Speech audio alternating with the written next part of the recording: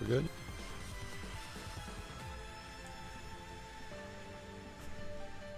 Yeah.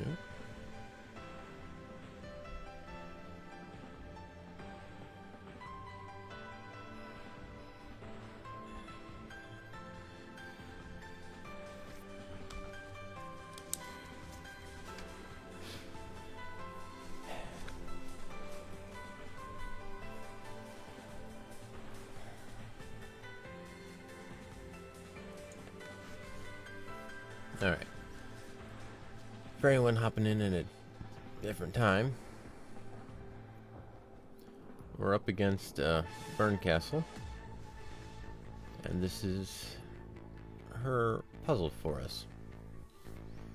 A whodunit with actual solvability. So we're gonna try our best. Well, I'm gonna try my best to figure it out. A culprit is defined as one who murders. It is possible for a culprit to lie. Not a requirement, but possible. It is possible for a culprit to lie even before committing the murder. Characters who are not culprits only speak the truth. Characters who are not culprits may not cooperate with a culprit. A culprit must carry out all murders directly by their own hands. A culprit must not die. A culprit must be among the characters appearing in the story. Purple statements are as absolute as red truths. However, a culprit, and only a culprit, may lie with purple statements. Outside of spoken statements, there are no lies in the narration.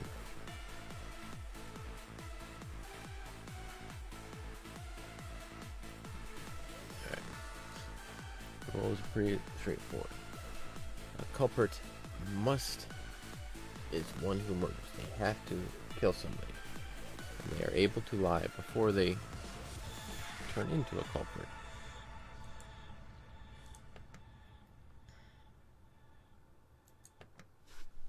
Alright.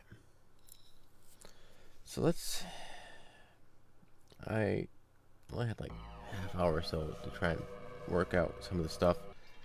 Last time,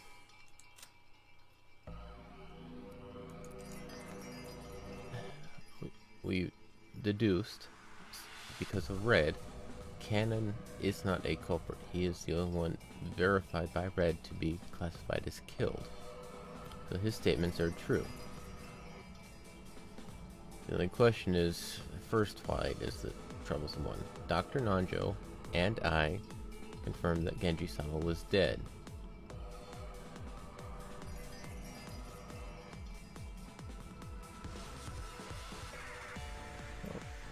Let's run with it. Let's run with that verifying Nanjo is not a culprit. Let's run with that line. See where it gets us. Kraus-sama and Natsui-sama lay sprawled on the floor inside the room. Kraus and Natsui lay sprawled on the floor inside the room. All of us servants can prove an alibi for all of the other servants. But only for the second Twilight.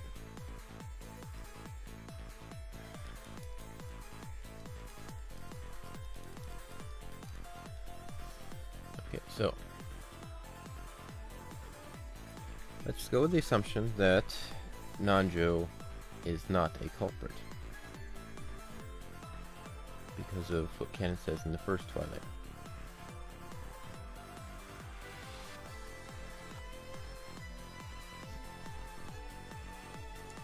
Which means all of these statements are true if we were to run with that. If somebody killed, no one is going to mistakenly confirm a death, even those other than myself. The first Twilight. Very troubling statement. If he is the culprit. Second Twilight. Correct, I confirm both of their deaths. There can be no doubt that they died instantly. We also sealed the mansion itself, and all of us took refuge in the guest house.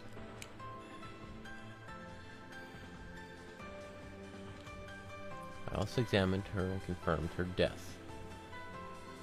Judging by these wounds, Goto-san and Kumasawa-san died instantly. I believe such a gruesome way to die. I don't like his statements. Hello, welcome. Came with a clipboard and some paper this time. more than just a sticky note. Alright, I'm running with a train of thought that Nanjo is not the culprit. It's, my gut says no, but I'm running with it. So he confirms that no one's going to mistakenly confirm a death, even those other than myself. That doesn't mean somebody can't lie. Too many suspicions, so let's do away with that for the moment and treat it face value maybe? We'll go with that. Second Twilight. Both are dead. Nobody's faking there. Which is a believable statement. We also sealed the mansion itself, and all of us took refuge in the guest house.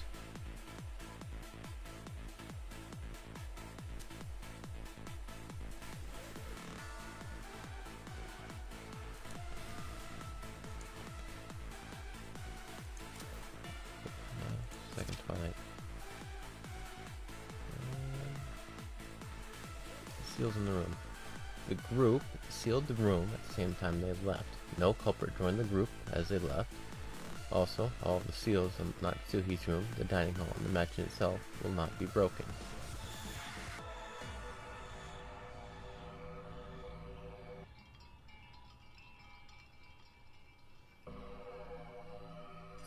So the seals are verifiable. All the seals on Natsuhi's room, the dining hall, and the mansion itself will not be broken. Nobody breaks a seal in the mansion. Alright. Culprit of the first Twilight. Culprit of the first Twilight really did kill 6 people. That's a very important statement. The culprit of the first Twilight really did kill 6 people.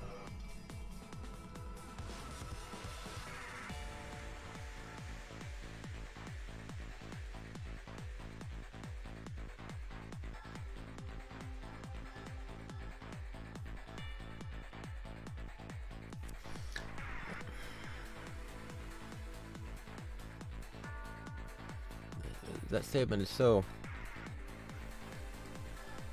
vague. The culprit of the first Twilight really did kill 6 people.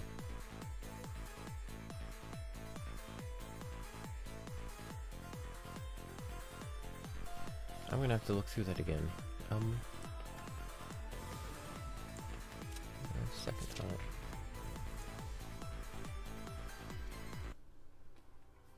Everyone return to the parlor to discuss what should be done next. Phones brought to contact the police. Send your setup. Was the mysterious culprit hiding away somewhere, planning to attack the next system at this very moment? Or was the culprit in here with them, mentally sticking out their tongue and tasting their next prey? None of them had alibis, and any one of them could have been a culprit. Except Cannon.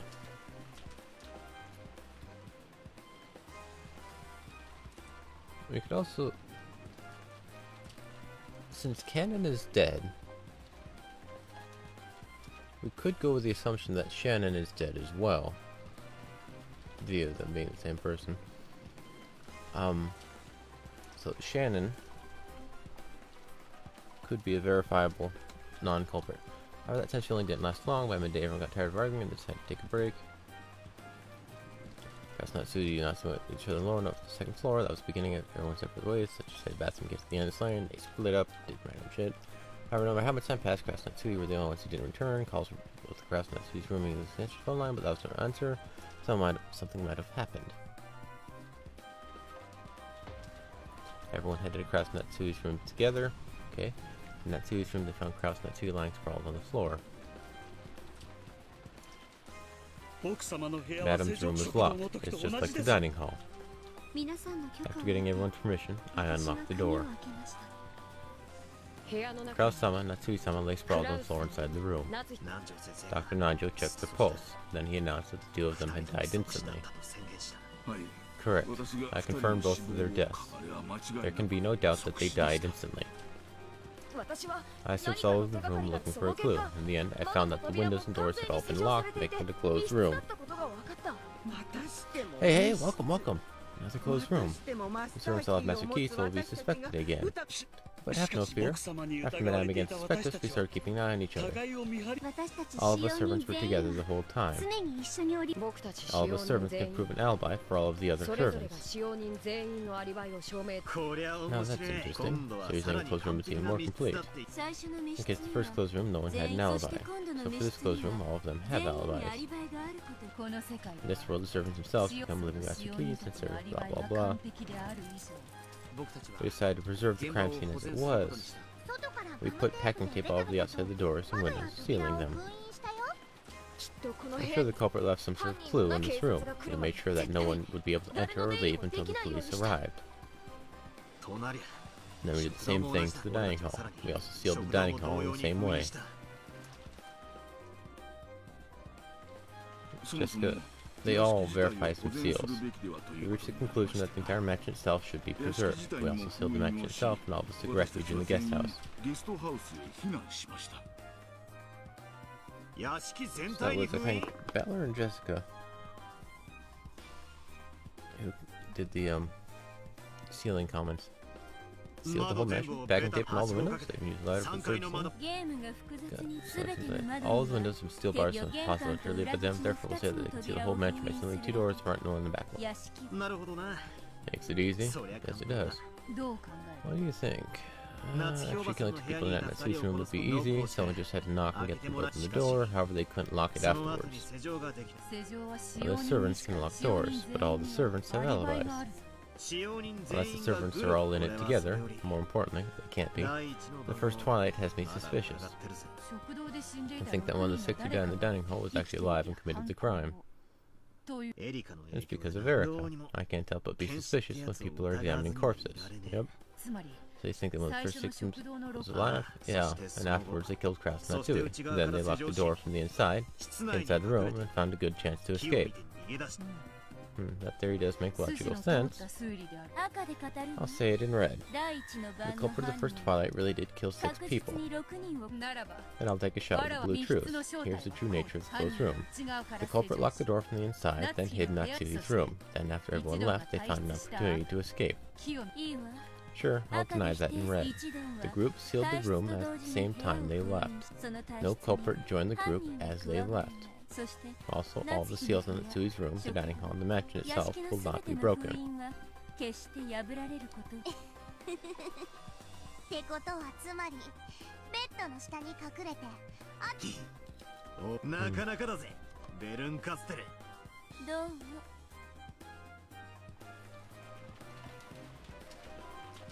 Right, the servants are the only ones who can lock a door, not from the inside.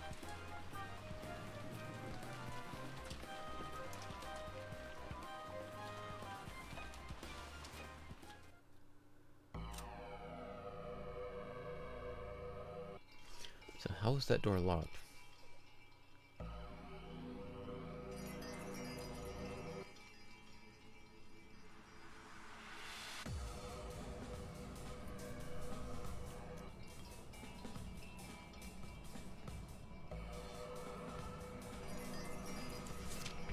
How is that door locked? All of the servants have alibis. Verifiable alibis. So it can't be them. Oh, damn it. Okay, let's do this again. Sorry about that. All the servants have a verifiable alibi because of canon. I'm gonna go look at Shannon's comments. See, not by chapter, by character. Shannon. She has 2 comments. 3. Each of the children confirm the deaths of their own parents.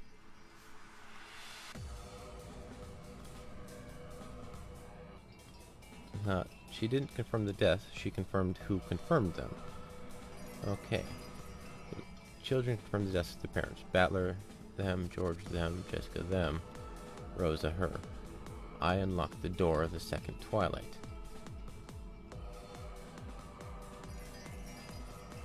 All of us servants were together the whole time.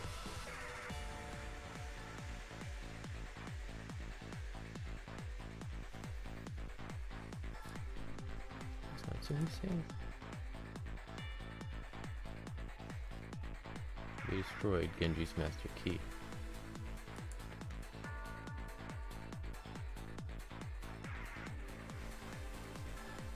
Okay. Hold on.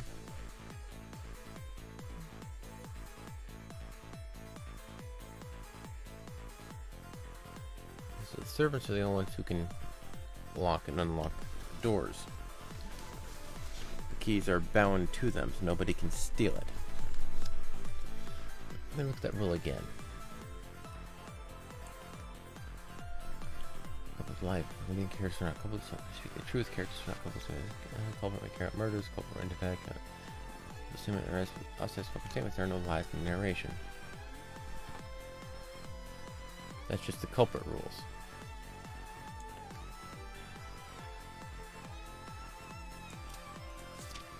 Guarding master keys. All doors can only be locked or unlocked with a master key. Of course, it is possible to lock or unlock the doors from inside the room, even without the master key.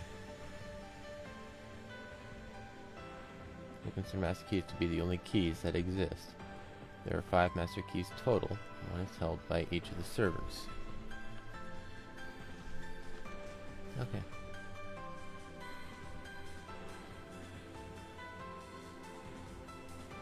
Yeah, well, it's... Yeah, that's kind of working with...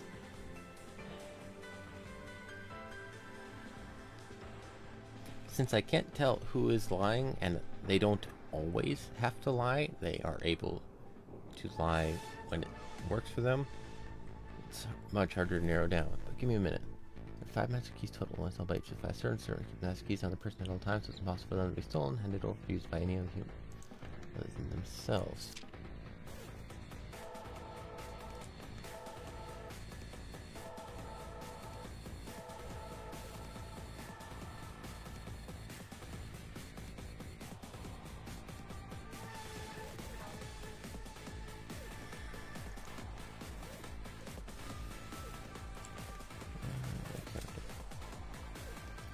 So Shannon is confirmed dead. Shannon is technically canon. We go with that. Alright. Yeah. Let's go with Shannon being truthful. All the servants were together the whole time.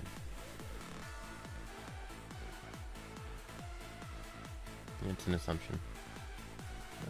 The way I see it, I have to work with an assumption, go with it until it's disproven. But there's like 13 people here. And people can fake their deaths with an accomplice. I unlocked the door. Unless Canon is confirmed dead. All of us servants can prove an alibi for all of the other servants. That is a truth statement for the second Twilight.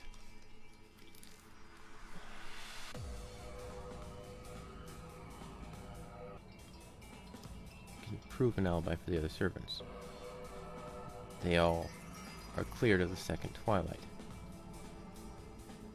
So it has to be one of the others. Second Twilight is not Kraus, not Tsui, so it has to be one of the 4 cousins or Nodule. Those are the only ones it could be.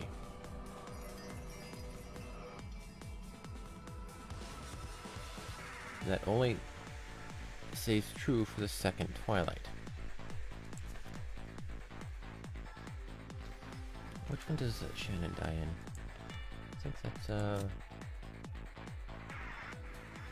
what is Shannon Canon vanish? Oh, what's outside to look for them? Chun lying on the rose garden. Poor Shannon Chun. That's not a purple statement. Why is that there? I prayed she was still alive, however, I was forced to acknowledge that she was dead.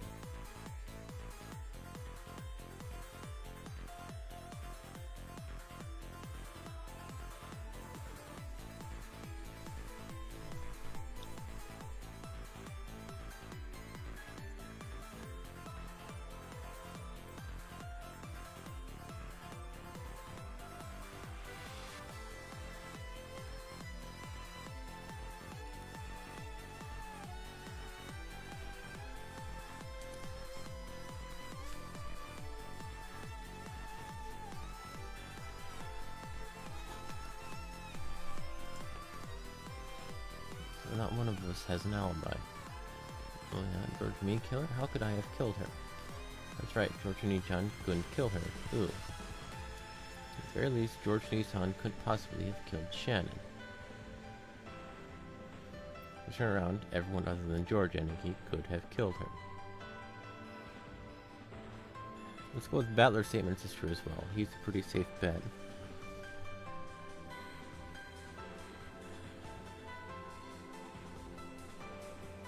And they also specified George many times. He's very suspicious. Two corpses. Non-judicial moves. Go to Sonico's house and died instantly. Screw someone to die. Go to Sonico's house and are both dead. None of us have an alibi. Alright. It's not true. Look, considering the way they were splattered, the culprit would definitely get blood splattered on themselves, but Dr. Najo and all of his cousins have no blood on them. 4 cousins and Dr. Najo couldn't have killed Goda-san or Kumasawa-san.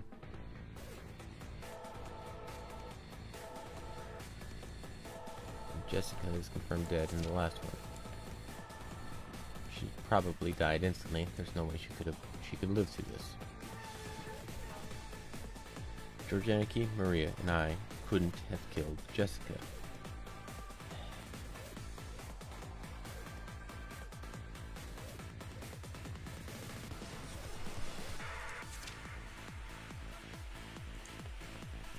He's dead. He's been killed. This was an instant death. Maria, everything was locked up perfectly.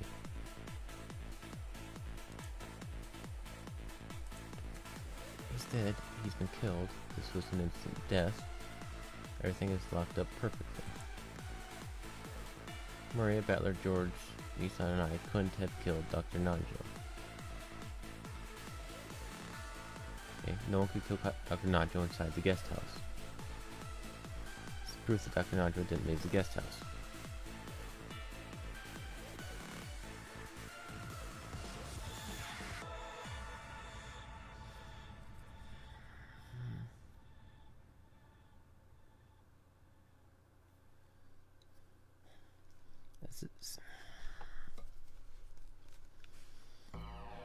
I can't rule out suicide as an option.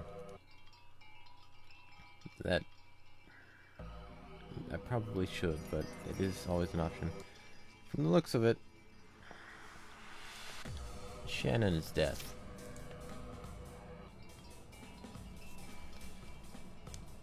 George says, I was forced to acknowledge that she was dead. Not that she is dead.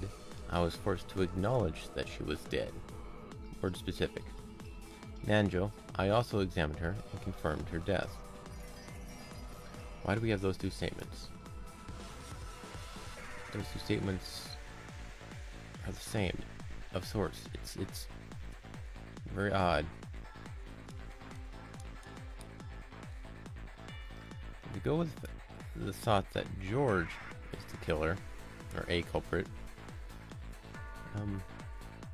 he was forced to acknowledge that she was dead. Doesn't mean she is dead, but that would also mean Najo would have to be a culprit because I also examined her and confirmed her death.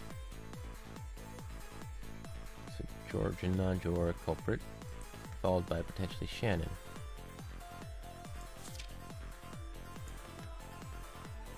I was forced to acknowledge she was dead, I examined her and confirmed her death. And George's alibi is confirmed by the other ones. George is one of the specific ones talked about. George Nissan couldn't possibly have killed Shannon. Fair enough. One of the other ones could have. Anyone other than George Aniki could have killed her. Jessica and Battler both confirmed that George didn't kill her.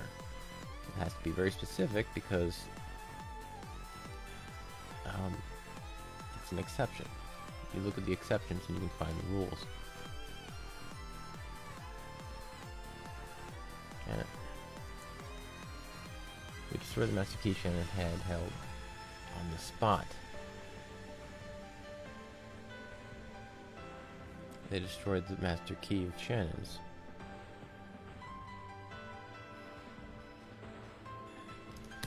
Oop. Okay, 956. Died instantly. Alibis. Locked up. No master keys exist anymore except the 2 keys on the people who lie dead here.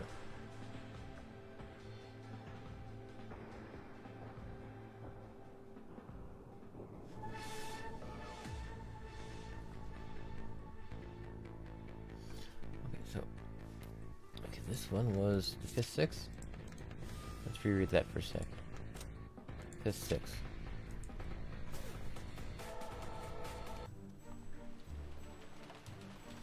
Took shelter from the guest house. They carefully sealed all doors and windows, locked themselves in the closed room. However, the closed room was already occurred and couldn't lock themselves in the closed room, do anything more than like inviting another tragedy. After arguing fiercely in the custom room about finding the culprit, they decided that they should go check Nanjo Kumasawa and go to his testimony. And there they learned that a tragedy had occurred once more. In both Godo-san and Kumasawa-san's cases, such wounds would have resulted in instant death, I believe, such a gruesome way to die. Like how they could survive with wounds like this, Godo-san and Kumasawa-san are both dead. Well,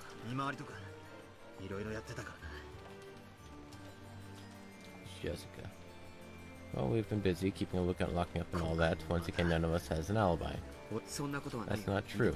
Look, if they were killed in that way, the culprit would definitely have gotten blood splatter on themselves. But Dr. Nanjo and all the cousins have no blood splatter on them. All of us, in other words, the 4 cousins from Dr. Nanjo, couldn't have killed Godo-san or Kumasawa-san. In that case, it's clear that the culprit is someone other than us. I guess that someone might have snuck in, so I checked around, but the guest house was still completely locked up. Perhaps the culprit has a master key at all. And that's impossible. No master keys exist except the 2 keys on the people who lie dead here. Since the 2 master keys that exist are here inside the guest house, that makes this guest house a perfect closed room. Well, since someone's dead, obviously we're imperfect. This was the crime of the Visit in 6 Twilights. It was the closed room known as the guest house. Godo's and Kumasawa's master keys were also destroyed, meaning that all master keys have now been lost. Now no one can break into this closed room guest house. At least that should have been the case.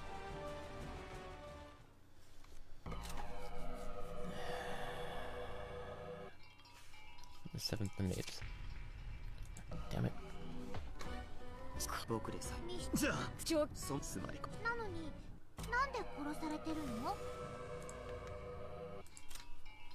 7th Twilight. Nanjo's corpse. Look, everything is locked up perfectly. How did it happen? This is a closed room.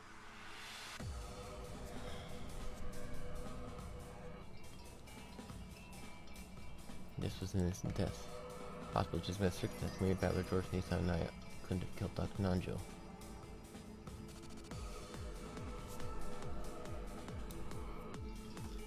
Jessica is a troublesome statement. Next? Oh, they have more. I missed out on those. That makes a difference. Alright. Just them.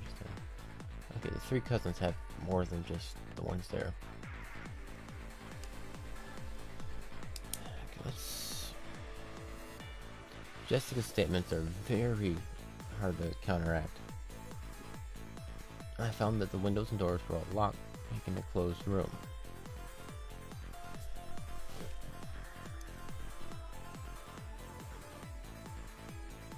Jessica died.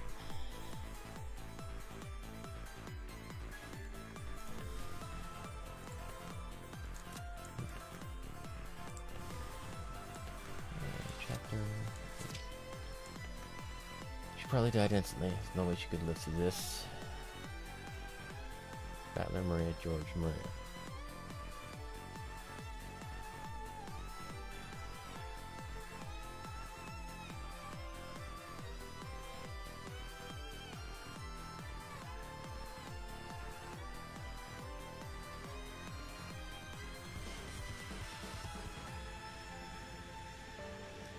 Yes, I realize that. I've kept that in mind quite a lot, but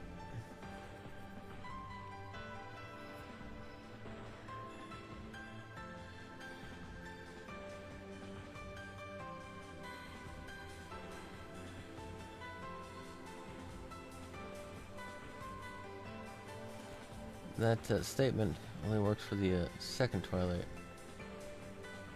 Only definitively applies then. It can't be applied for the other ones.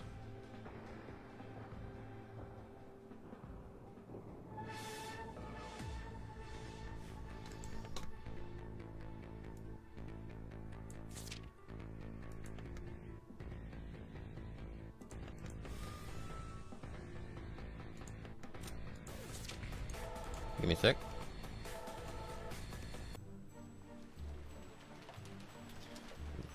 However, several closing are occurred, locking the rooms.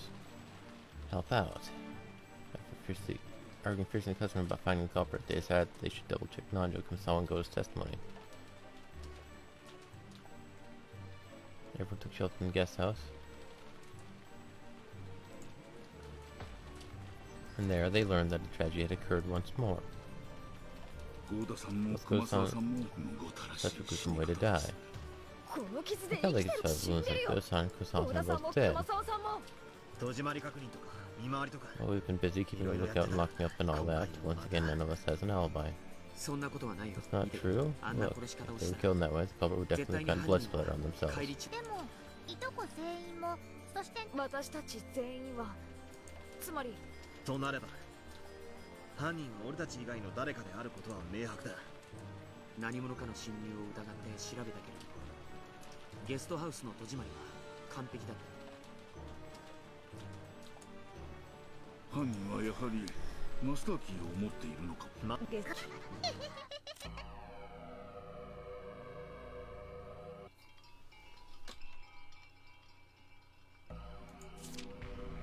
Damn it. Give me a sec. That was the cannon's red one, right?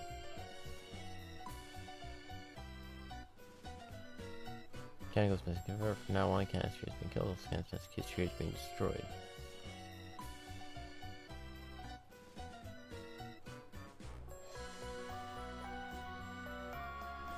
So, Shannon and Cannon are both dead.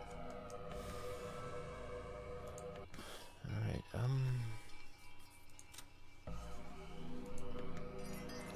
Shannon, Cannon, truthful. Well, that last one. The second one is the one where nobody can sneak in and sneak out. That one is determined. That technique can't happen. That technique can happen for other things, though. Okay. Each of the children confirmed the deaths of their own parents. She unlocked the door. All the servants were together the whole time. The second Twilight. The second Twilight was not done by any servant. They are validated of the second Twilight. Cannon and Shannon are both cleared.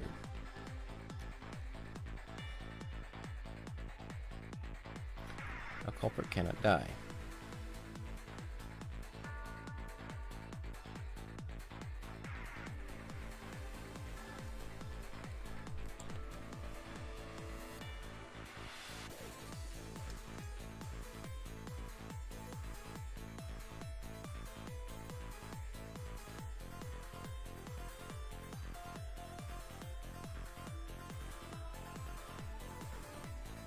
The dining hall was locked up.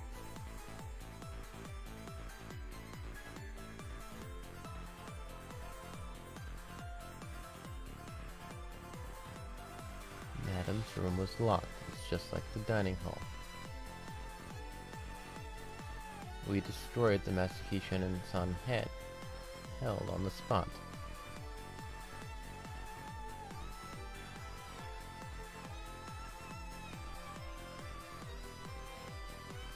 Those are very, very painful statements.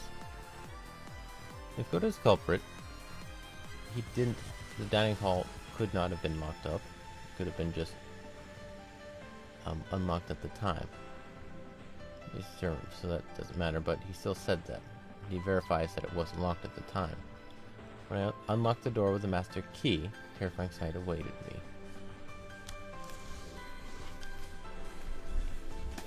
And then for the second Twilight, Madame's room was locked. It's just like the dining hall. If it wasn't locked, they could just straight up leave. So not one of us has an alibi.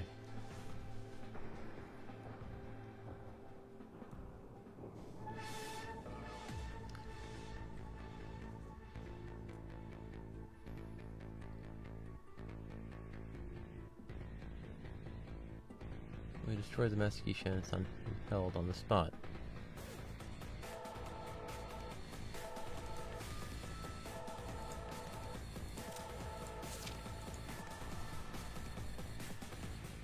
All the keys exist, 5 in total. One is held by each of the 5 servers. Preserving keep the message keys on the person at all times, so it is impossible for them to be stolen, handed over, or used by any human other than themselves.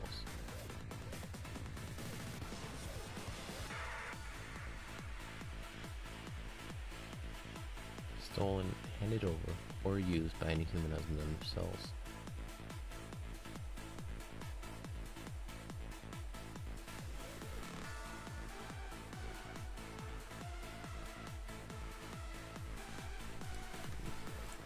They die in the 5th, 6th, I believe.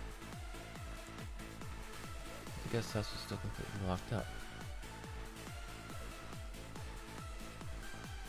Also, no master key exists anywhere except the 2 keys from the 2 people who lie dead here. 2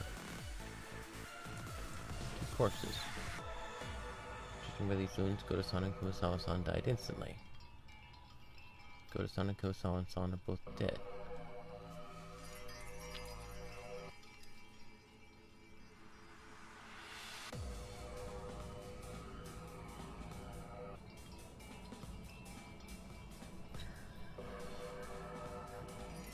Alright.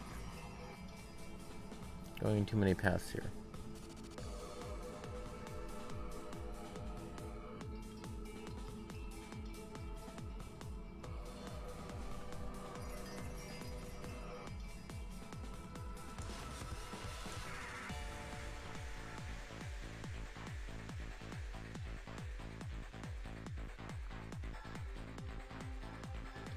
Let's go. Too many. I'm also trying not to just claim everybody is a culprit, because if you go with that, technically it all fits except for the ones who truly die. But you can't narrow out that they are actually dead. I'm just my troublesome one. The oddest one is Jessica.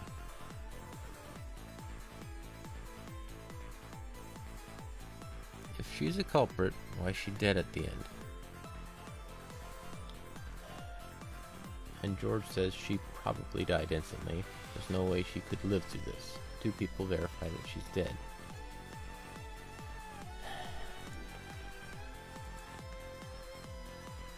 Well, let's go with it. Let's go with Jessica being a non-culprit. Let's go with that. Let's run with that. Any suspects? The servants are cleared on the second twilight, which means it's Dr. Nanjo and the 4 cousins who are the only ones who can be a culprit at that point. They are also the only ones at the end of the story. However,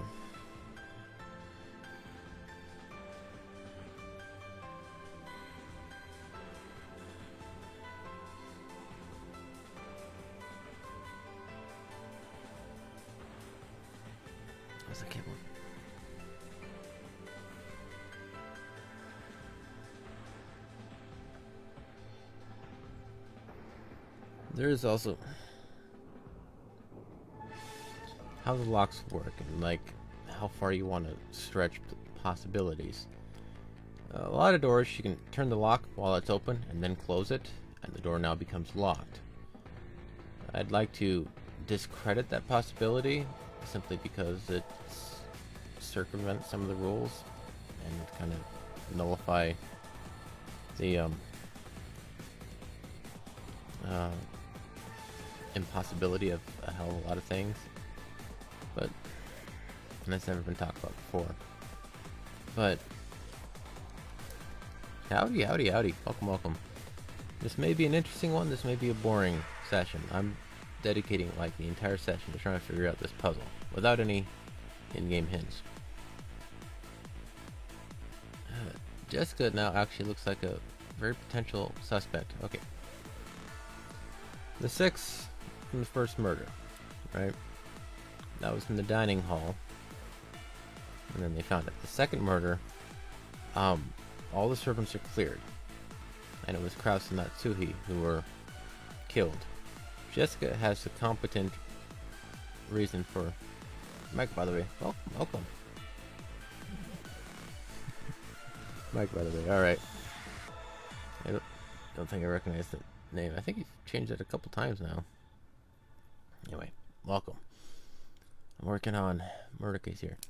Yeah, Jessica, she could simply knock on the door of Kraus and Natsuhi's room. They'd let their own kid in. No questions asked. Hello, welcome, Subway. You guys interrupt my train of thought, man. Feel free to say so. Okay. And considering your name is the only way I can identify you guys without, like, an actual photo picture.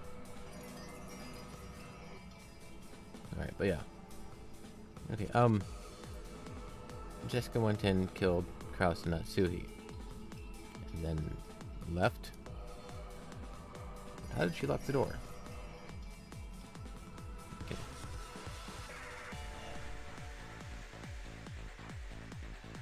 And then she could have killed Shannon and Cannon. And the rest of them. Sorts. But she has a hell of a lot of statements that are very pivotal.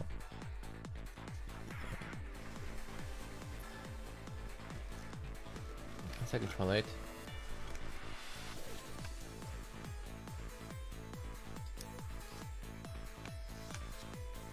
Well, let's go with she's the culprit. And disprove her statements. I found that the windows. Okay, what was that one? Chapter 2. Corpses and locks. Dr. Nanjo took the pulse, then he announced that 2 of them died instantly. Nanjo, I confirmed both of their deaths. There can be no doubt that they died instantly. I found that the windows and doors were all locked, making the closed room. Jessica confirms closed room with night 2. Which means it wasn't. Natsuhi and Kras's room. Benjamin's room was locked. It's just like the dining hall. I unlocked the door. Kraus saw and Natsuhi saw them sprawled in the room, somewhere inside the room. So they were in the room. Cannon said so. Shannon unlocked the door. Jessica confirms that it's a closed room, but she's a culprit. It's not true, and they can just bolt out the window. Okay. Character. A little cumbersome getting through here. I'm sure that no one would be able to enter or leave until the police arrived. Okay, that doesn't matter. She did it. Sealed it up. Okay, all done. Said and good. Fourth Twilight. So we all went outside to look for them. Later on, we learned that George Nissan alone had an alibi. At the very least, George Nissan couldn't possibly have killed Shannon.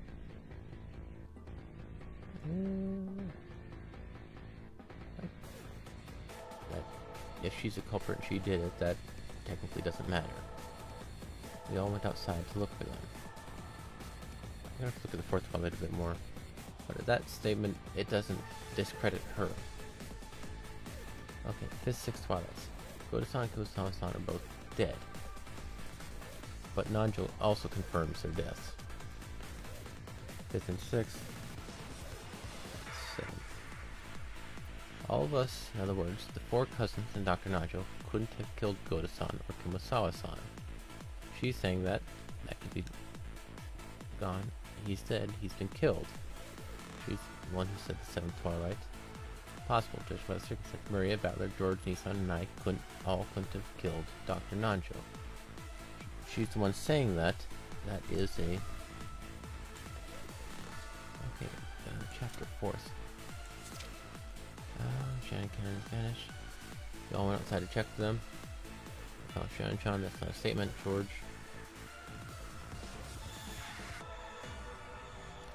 afraid she was alive, however, I was forced to acknowledge that she was dead. I also examined her and confirmed her death.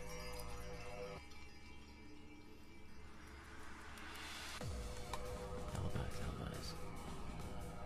Not one of us has an alibi. Okay, it turned out we never do, unless it's specific to me. Killer, how could I have killed her? Right, George and Ichan couldn't kill her. Ooh. Later on. Okay. We learned that George and Ichan alone had an alibi. At the very least, George and Ichan couldn't possibly have killed Shannon. Around anyone other than George Anarchy could have killed her. And then her master key destroyed, but at that point it's the fourth one, not too much of an issue. But they did destroy it on the spot, so if she was faking, she wouldn't be able to use it. Unless Goda was a culprit. Let's just focus on Jessica's statements. Statement 6. 2 corpses. Judging by these wounds, Goda-san and Kurosawa-san died instantly. Goda and Kurosawa-san are both dead.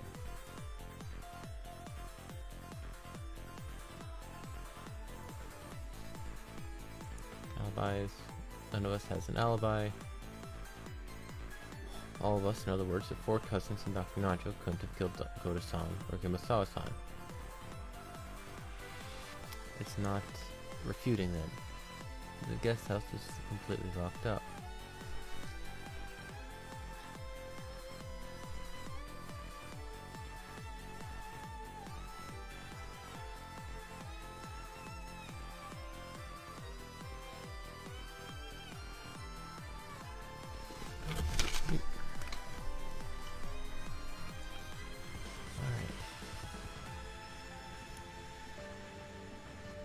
Jessica's looking very much like the culprit.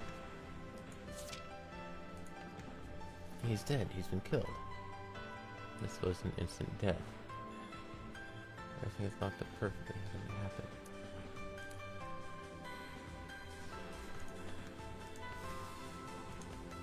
My character, Maria. All the victims died instantly in the first twilight. Put packing tape all over the house. Over the outside of the doors, windows, sealing them. That one confirmed true. Everything is locked up perfectly. For the 7th? How did it happen? This is a closed room. There's no way she could live through this. But Jessica can't be a culprit if she's dead. Shit.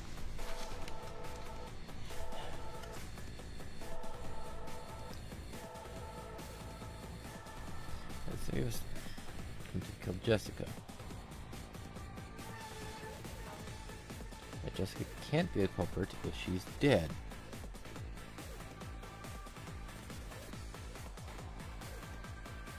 What would be the point of faking her death at the end?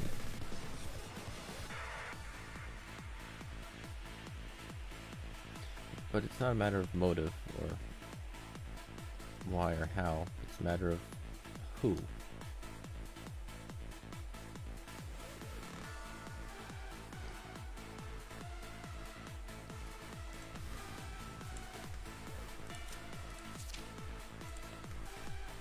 She probably died instantly.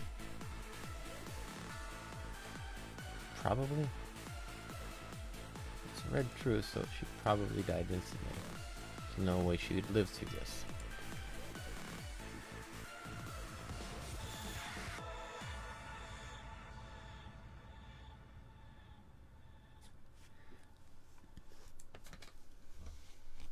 Okay.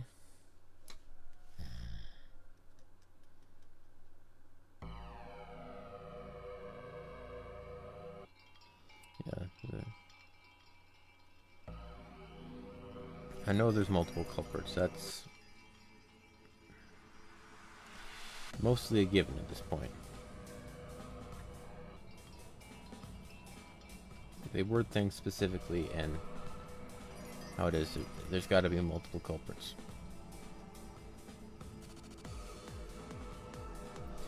And I'm trying to keep it a low number, because if you just claim everybody's a culprit, unless it's all the cousins, George, Maria, Battler, the only ones left.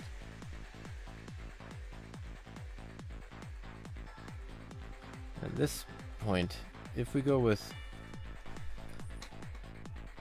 George, Maria, and Jessica as potential culprits, just to counteract, she probably died instantly. There's no way she could live through this. To keep Jessica alive, they have to be culprits. If they are culprits, George and Maria, their statements have the ability to be falsified. George.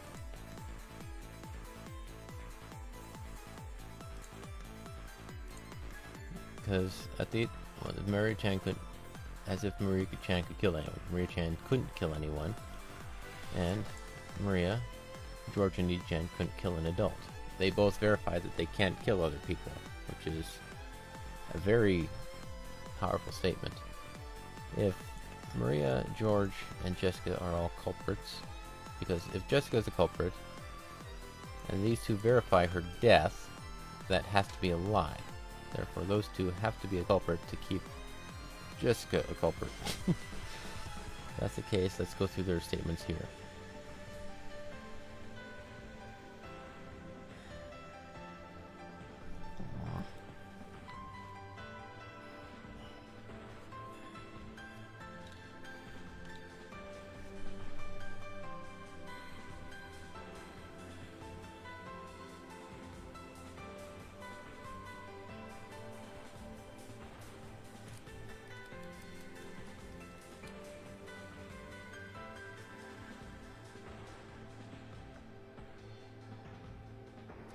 Because there's no servants, and then Nanjo's death.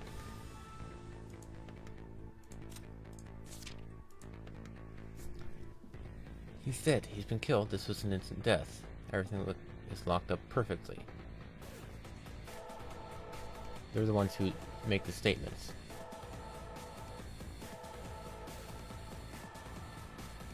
It's the truth that Dr. Nanjo didn't leave the guest house.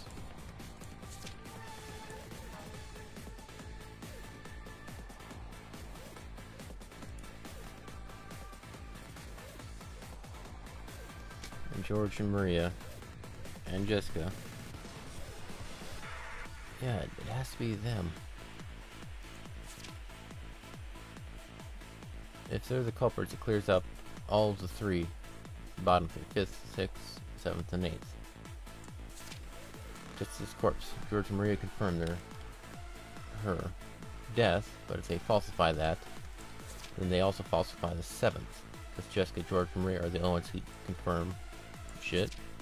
Two corpses. And here it's notice has an alibi. George, Maria, and Jessica are the ones who do the blood splatter. That's right. Okay, right. Everyone has to be one who kills. So, who did they kill?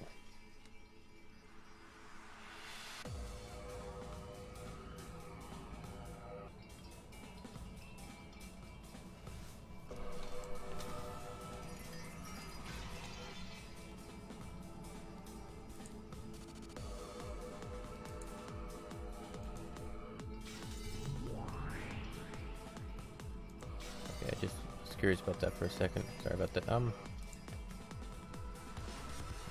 Character. Okay. They would have to kill somebody.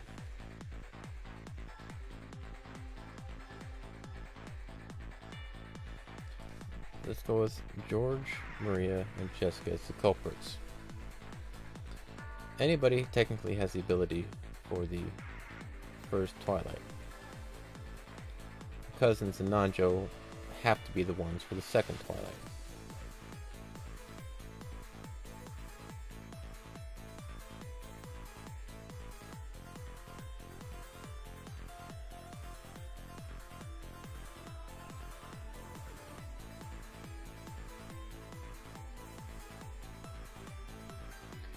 You would have it Jessica did the second Twilight.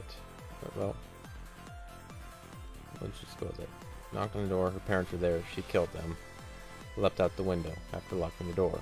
She verified the locked room integrity of it. Therefore, it's a perfect closed room. George could have killed... let's go to the first one again. First Twilight. There's no alibis. Oh, Kraus. Kraus and Natsuhi are dead. They are... Okay, Kraus and Natsuhi. Everyone gathered in the dining hall. After inspecting the interior of the dining hall, we determined that all the doors and windows have been locked, making it a closed room. It's clear that no one is hiding. I forgot about that one. Kraus and Natsuhi.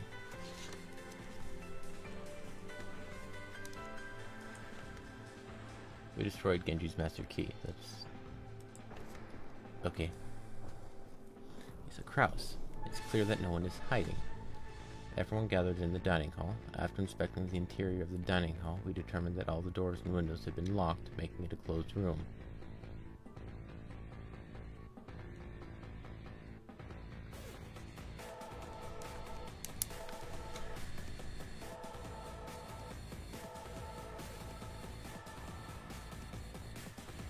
It's clear that no one is hiding.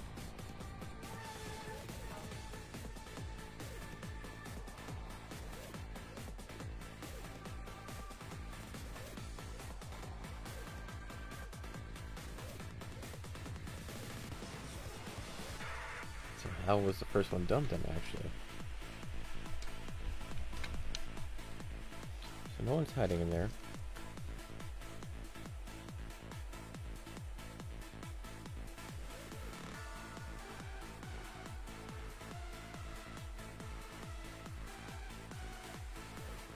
Not everything written in white is true, but what they... Because that's a quote from Kraus. But, alright, that narration is true. When you play with word games, you have to question every single possible word, because everything can be iffy. Everyone gathered in the dining hall.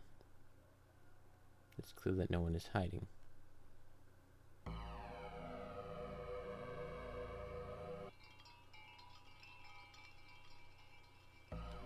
Okay. So, for Jessica to be a culprit, George and Maria would both have to be a culprit. Just bear with me for a sec. If they were a culprit, they would have to kill somebody. Jessica could get away with killing Kraus and Natsuhi. Maria could potentially get away with killing Shannon. George potentially could get away with killing Nanjo. Go to Kurosawa.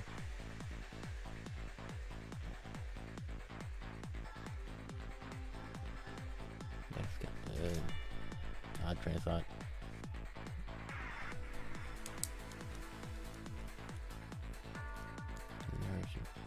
Officer Sure. I gotta look the first Twilight again. First Twilight. Alright.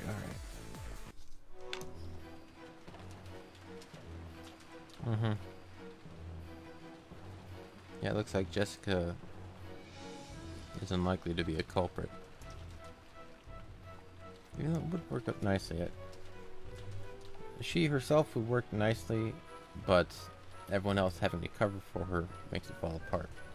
The first fight discovered at 6 in the morning on the following day. Go to had woken up to get breakfast ready.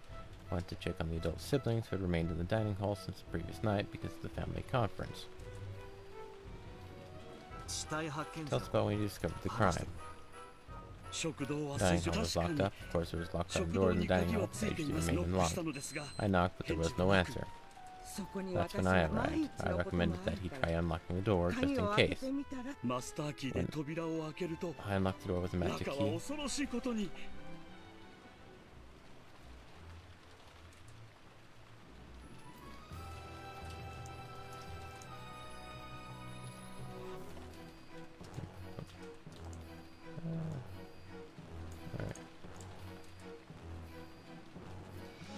Kumasawa made a statement that doesn't show up in the chapter bits. When I locked the door with the master key, turned from excited, waved me inside. Iba-sama, Hideyoshi-sama, Uru-sama, Kiri-sama, Rosa-sama, and Genji-sama. 6 people and all were lying there covered in blood. A great tumult followed. Everyone gathered in the dining hall. I don't want to remember it, the sight of all the sobbing children crouched over the corpses of their own parents. There's a chance he might have been alive still. Everyone was speaking desperately, but it was no use. Until the children confirmed the deaths of their own parents. Yada yada.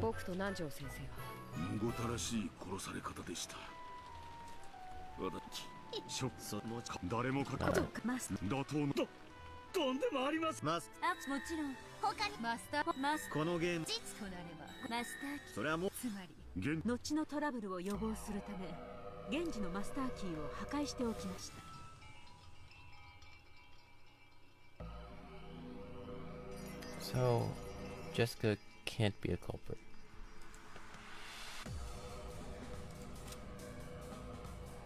Too much problematic with it. Well, she still technically could be, but I'd have to figure out a way for Maria and George to kill people, which does. It's not impossible, as I understand it. But let's go with Jessica not being a culprit. She invalidates a hell of a lot of shit then. There's the second toilet.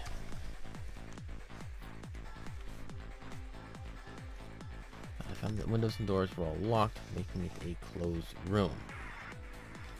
I made sure that no one would be able to enter or leave until the police arrived. Alright, sealed up the second toilet. We all went outside to look for them. At the very least, George Nissan couldn't possibly have killed Shannon. The last one's left, George, Butler, and Maria.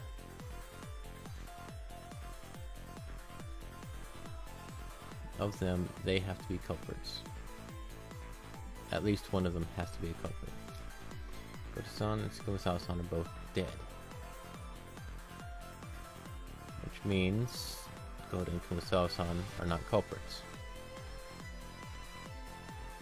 It has to verify them because the innocent have to always truthful.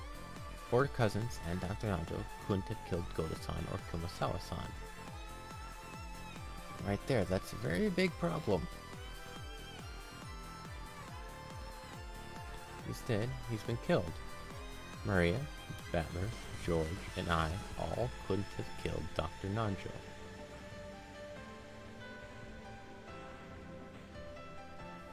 Okay, so if that's true, let's go with that one. They could not have killed Nanjo. So, Maria, Butler, George, Jessica could not have killed Dr. Nanjo. The 4 cousins and Dr. Nanjo couldn't have killed Goto-san or Kumasawa-san. A culprit can't commit suicide. A culprit can't commit suicide. Because the murder, a culprit has to, they can't die. If we go with Jessica as all true, Shannon is one that's left allowed.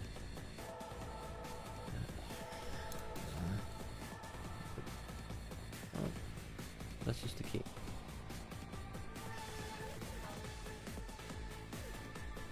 Jessica's true. It rules out all the cousins, Genji, Kumasawa.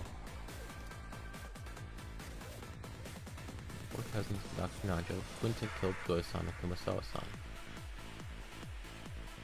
Crossing that 2, you're both dead. We'll go at it with that.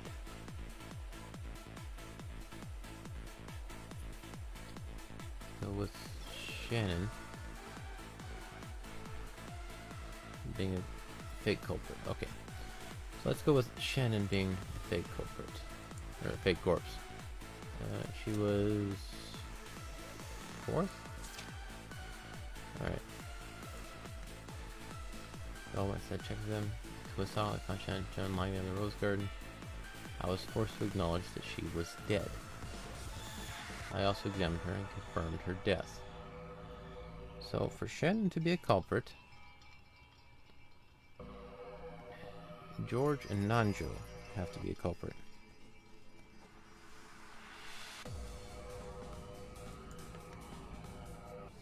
Unique how could have killed her. That's right, George Nishon couldn't kill her.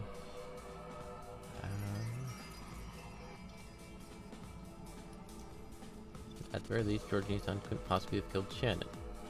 He didn't. Anyone other than George Aniki could have killed her.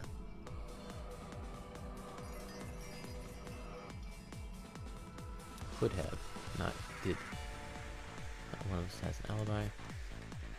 We destroyed the Master Key, Shannon son, and held on the spot. Alright.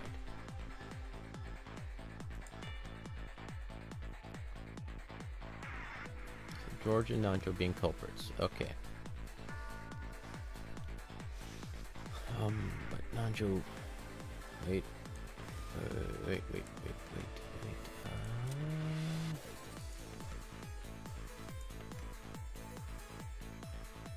That can't happen. That can't happen. If Jessica is an innocent, the seventh Twilight. I'll go back to that for a second, just double check. Nanjo. Okay, he's dead. He's been killed. If Jessica is an innocent, Nanjo is dead.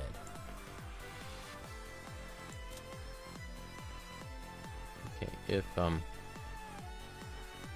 Shannon was a culprit, Nanjo would have to be a culprit to circumvent her death flag. Nanjo is confirmed dead by Jessica, so it can't be Shannon.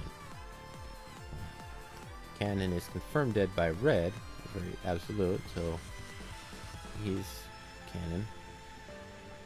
Which leaves Goto and Kumasawa, but I believe Jessica verifies them dead as well. Goto-san and Kumasawa-san are both dead. So Jessica single-handedly confirms, if we go with Jessica-chan as an innocent, she verifies every servant as an innocent, because she verifies all of their deaths. Goto-san and Kumasawa are both dead.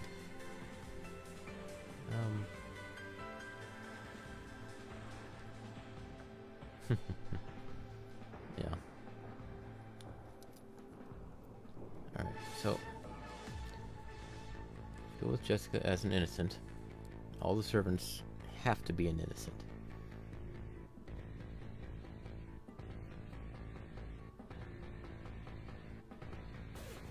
Because none of them can fake it.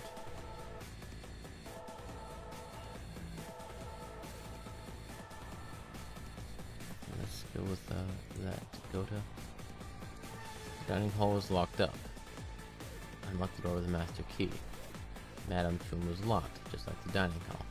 Not one of us has an alibi. We destroyed the master key on the spot. Nothing really new. Kumasawa wasn't coming on the first flight? That's when I arrived. I reckon maybe try and lock the door just in case. And then she verifies all of them lying there covered in blood. Not necessarily dead. Not necessarily dead.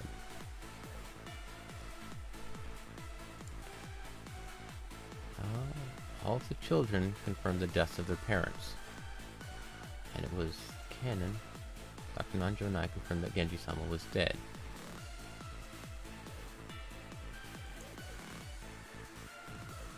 Okay. So children confirmed the deaths of the parents. Kraus and Natsuhi are okay, let's children confirm the deaths of their own parents. I unlock the door. Kraus and Natsuhi-sama lay sprawled on the floor inside the room. Lay sprawled, not necessarily dead, so let's start flipping it around. Kraus and Natsuhi. Let's go back. By chapter. 6 corpses. I was locked up, that's fine. Checking the corpses. Each of the children confirmed the deaths of their own parents. Dr. Nanjo and I confirmed that Genji-sama was dead. Nanjo, no one is going to mistakenly confirm a death, even those other than myself.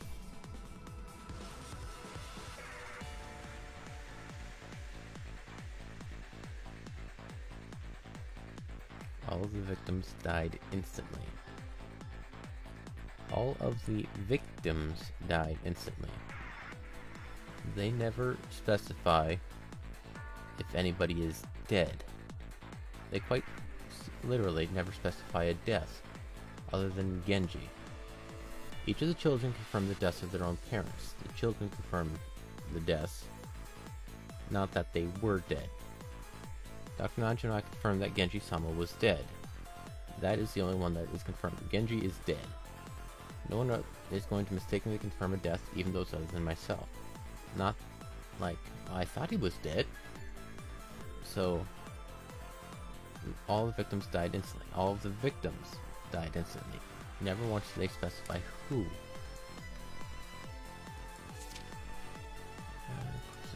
Dr. Nanjo checked the pulse. Then he announced that the two of them had died instantly. Checked the pulse, announced that the two of them had died instantly. Nanjo was very odd. I found that the windows and doors were all locked, making it a closed room. Okay,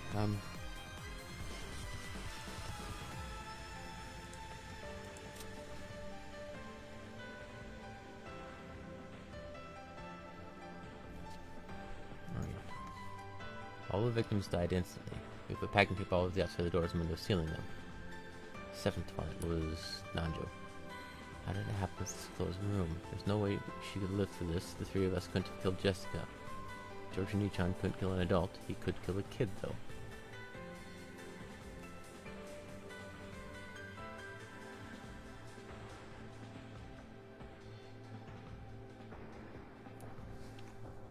Let's look at George.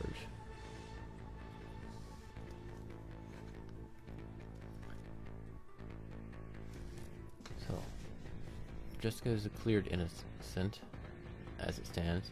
The servants were cleared because of Jessica. The first Twilight, nobody's confirmed dead, but they did seal the mansion. The first, the culprit of the first Twilight killed 6 people. That is a confirmed number. In red. 1, 2, 3, 4, 5, 6. Okay.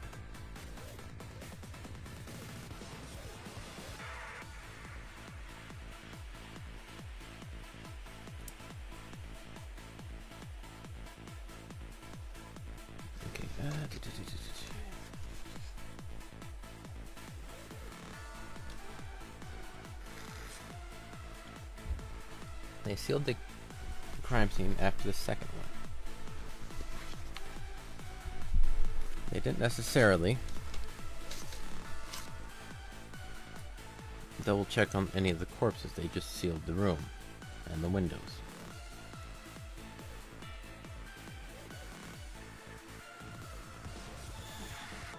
Let's go back to the second Twilight. Chapter, second Twilight. Go to Shannon Canyon. All the servants have been verified innocent. Madame's room is locked. I unlocked the door. They lay sprawled on the floor inside the room, checking corpses and locks. Dr. Nanjo checked the pulse, and he announced that the two of them died instantly. I confirmed both of their deaths. There can be no doubt that they died instantly. I found the windows and the doors were all locked, making a closed room.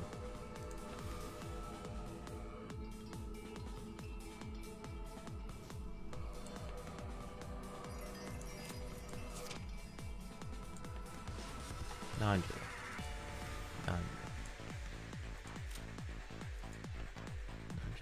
No one is going to mistakenly confirm a death, even those other than myself. Nanjo is the culprit.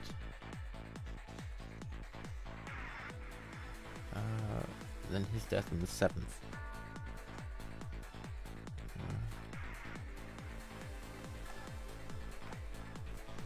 Would be very a pivotal point. Second Twilight. I confirm both of their deaths. There can be no doubt that they died instantly.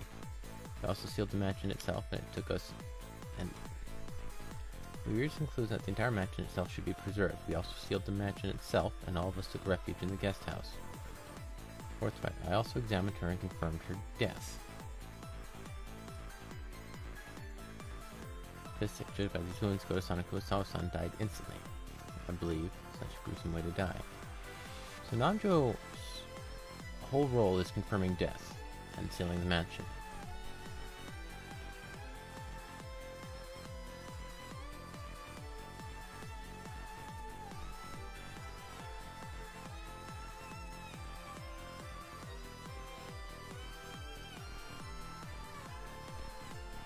Genji is dead. First Twilight victims have nothing said about them. Okay. Let's go with... I was in the right spot. Battler. He doesn't say that. Nothing suspicious was found inside the dining hall. Dr. Nanjo checked their pulse, then he announced that the two of them had died instantly. He also sealed the dining hall in the same way.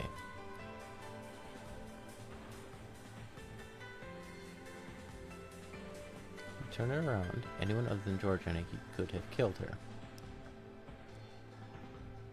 None of us has an alibi. No master keys exist anymore except the 2 keys on the 2 people who lie dead here. This is proof that Dr. Nacho didn't leave the guest house.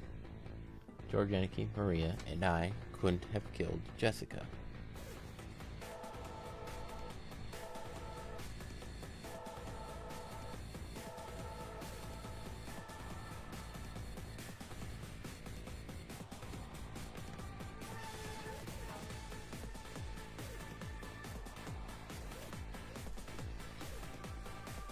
Battler, I think, is an innocent. His statements don't contradict anything. Nothing suspicious is found inside the dining hall. This isn't a game of traps, so none of that would happen. Dr. Nanjo checked the pulse, then he announced that the 2 of them had died instantly. He's basically confirming the narration, not what happened. Not a fact. We also sealed the dining hall in the same way. It's been sealed, so that's able to be confirmed.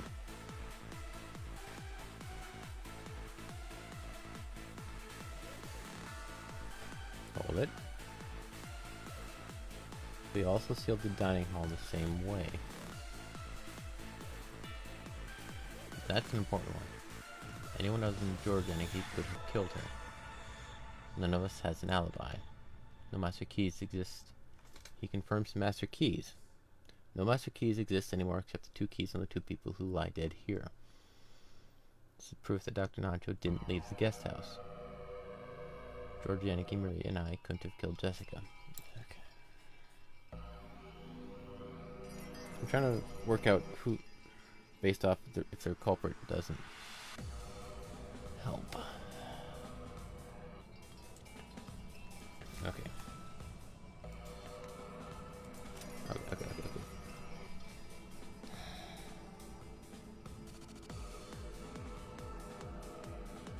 Damn, this is taking a long time.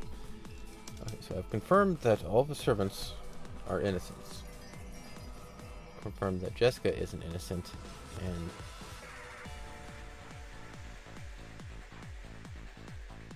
I think I might need to reread it.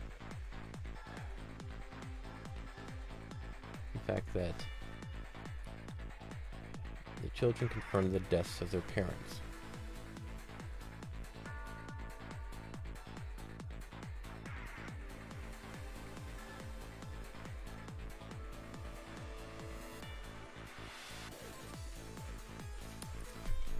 Maria.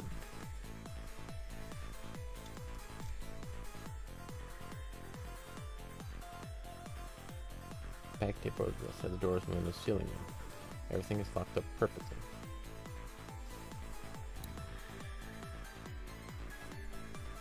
No way she could live through this. Yeah, the 3 of us couldn't have killed Jessica. George Oni-chan couldn't kill an adult. He could kill a kid, though.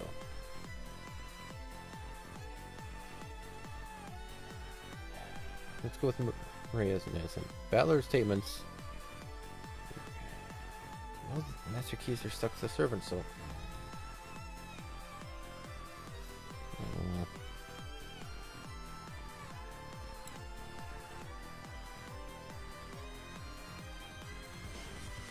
Culprit of the first Twilight killed 6 people.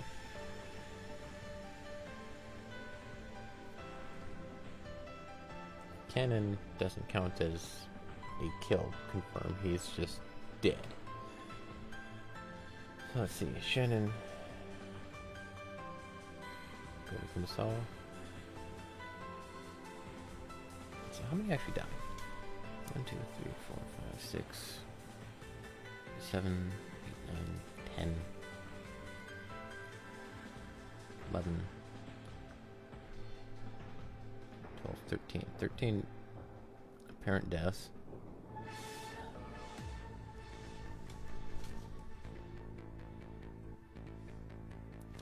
Shannon isn't innocent.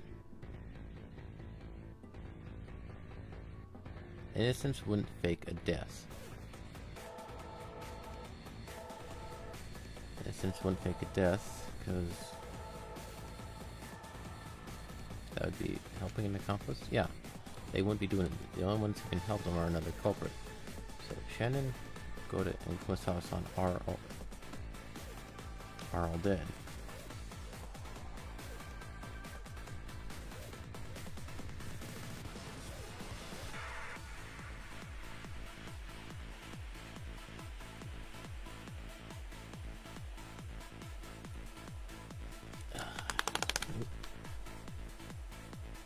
Lost my momentum. Alright, I know I'm close. I'm also pretty far away.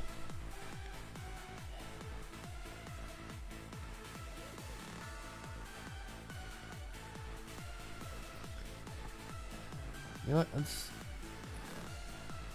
take a step back for a sec. There's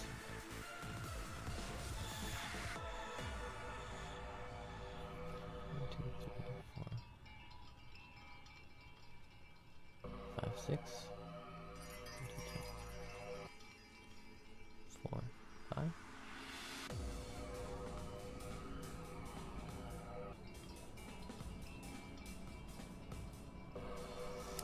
Okay,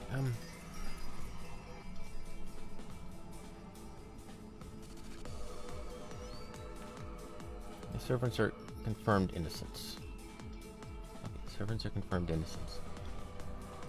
Dr. Nacho and I confirmed that Genji-sama was dead. Kraus-sama and Natsusa lay sprawled on the floor inside the room. It's a weird sentence. All of the servants can prove now by the other servants. Dining hall was locked up.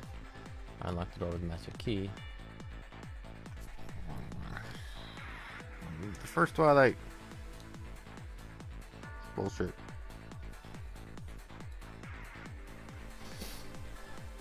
Oh.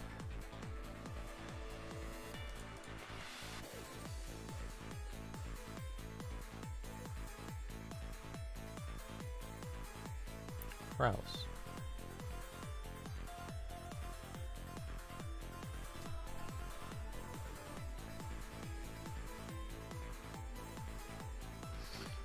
Confirms Kraus's death. Dr. Nanjo checked their pulse, then he announced that 2 of them died instantly. I confirmed both of their deaths. There can be no doubt that they died instantly. I found that the windows and doors were all locked, making it a closed room. Kraus.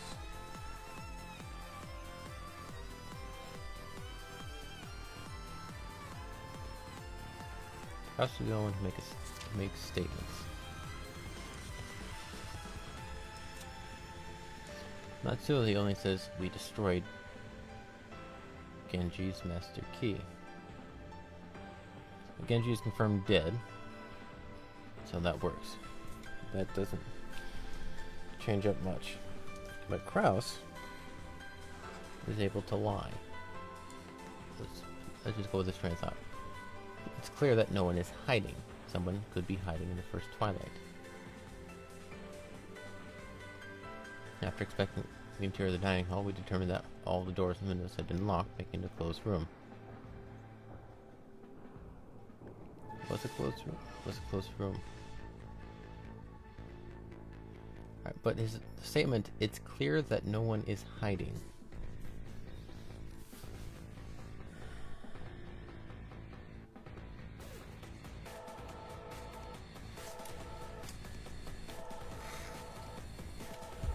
It's clear no one is hiding. I'm gonna take that to assume that nobody's hiding as a corpse. It's nobody's hiding in a closet or something like that. Let's go with Kraus is lying. Let's go with that. His death was confirmed by Nanjo. Therefore, Nanjo has to be a culprit. Nanjo was 7th Twilight. Nanjo's corpse. He's dead. He's been killed. Just that can't happen. But Kraus has to be an innocent.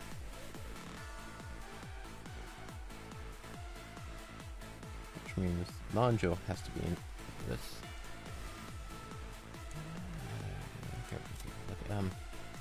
So we've got Jessica, if we're going with that one, as an innocent. We've got the servants. Shannon, Cannon, Goda, Kumasawa, and Nanjo as innocent because Jessica confirms their death. Nanjo as an innocent confirms the deaths of Kraus and Natsuhi. Myself confirms the deaths. 2nd Twilight, Kraus and Natsuhi. 4th Twilight confirmed her death. I think that's Shannon. 6th Twilight, Goda, Kumasawa. He confirms the deaths of everybody. Okay, so that with Jessica, she confirms the servants. And Nanjo. Nanjo confirms the deaths of Kraus and Natsuhi, which leaves George, Battler, and Maria as the only possible ones who, of the ones alive, who can be innocent. Okay, so narrow it down from there. I think Maria is actually truthful.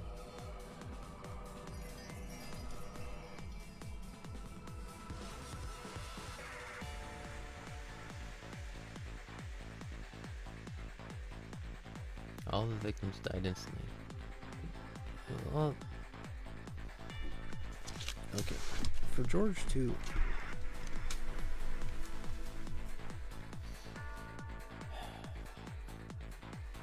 Let's look at the later ones, the 7th and 8th. Jessica's corpse. George and Maria make comments.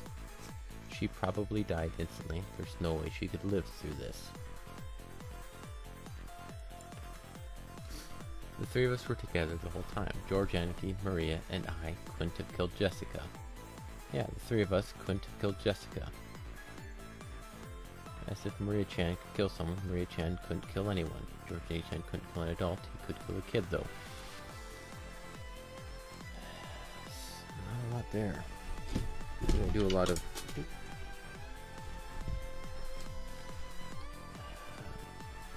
double tongue. Okay. George Anarchy, Maria, and I couldn't have killed her from Battler. Maria. The thing is, couldn't have killed Jessica. Maria Chan couldn't kill anyone.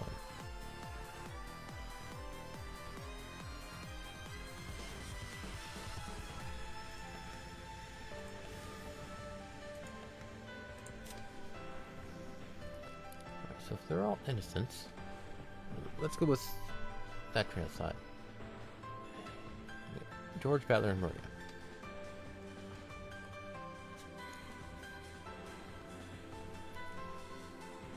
That's the only 3 survivors.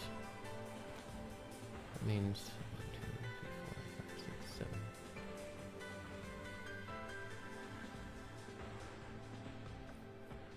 Hold on. 1, 2, 3, 4, 5, 6, 7. That's... yeah.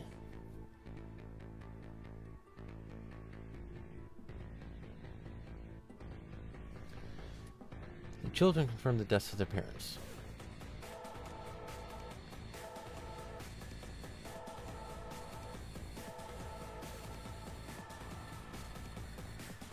I don't think... well... let's go with...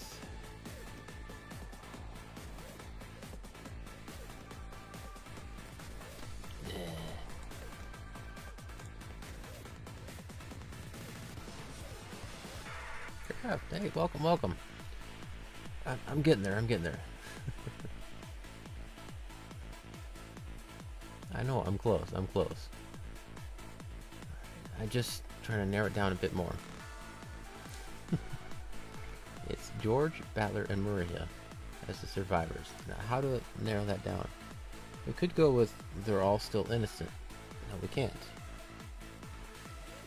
The only way for a parent to become a culprit by faking a death is if they are there. Yes. All the servants have been cleared.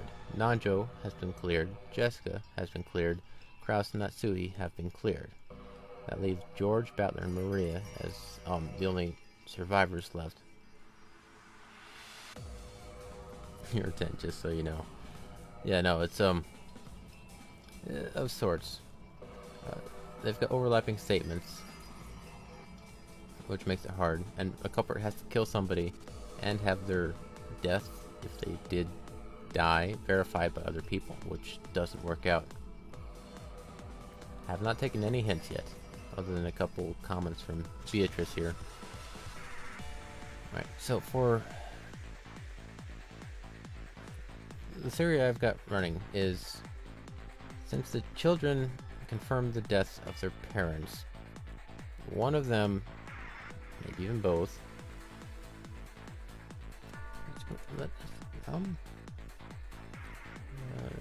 take for argument Battler and Maria. That would be 3 people. 4 or 5. Well, it can't be that.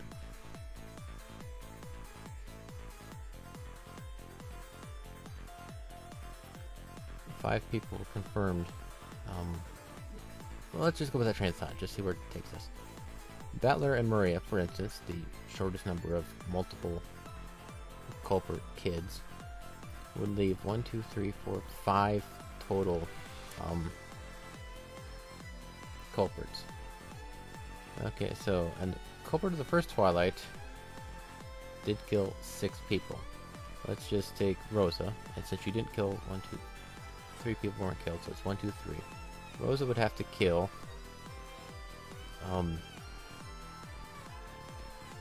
1, 2, 3, 4, 5. Up 6. Rosa would have to kill Genji, Eva, Hideyoshi, Kraus, Natsuki, and Jessica. 1, 2, 3, 4, 5, 6. Yeah, okay, that would be taking care of that one culprit. Then Rudolph would have to kill Manjo. Kiri would have to kill Shannon. Maria would have to kill Goda. Battler would have to kill Kumasawa for it to possibly work.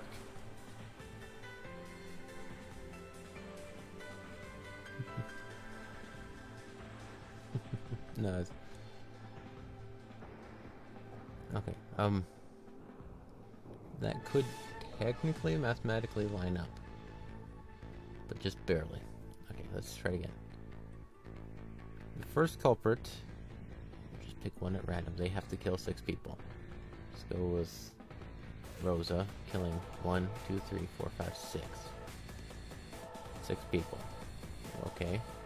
Then I need Rudolph, Kiri, Battler, and Maria to kill the rest. So Maria kills Najo. Take that out. Battler kills Shannon. Take him out. Kiri kills Goda.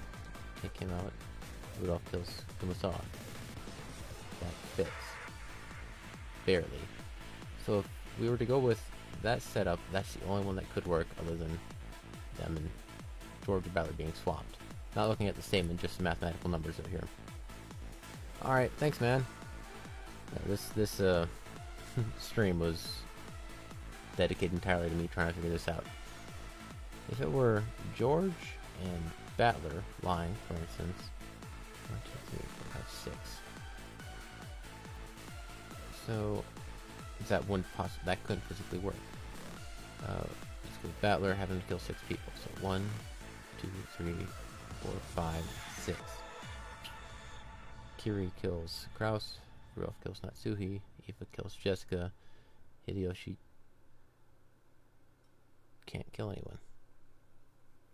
Okay, so Battler. 1, 2, 3, 4, 5, 6. Kiri. 1, 1, 1. Still got 2 left. So yeah, it can't be that way.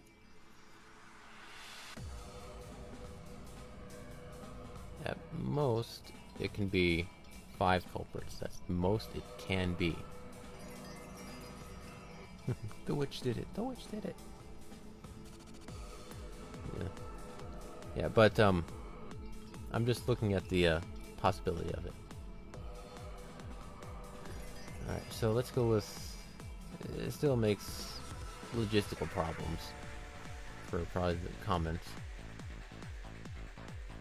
Let's go with one of the children being a culprit. Go with Maria, for instance. Maria would have to be a culprit.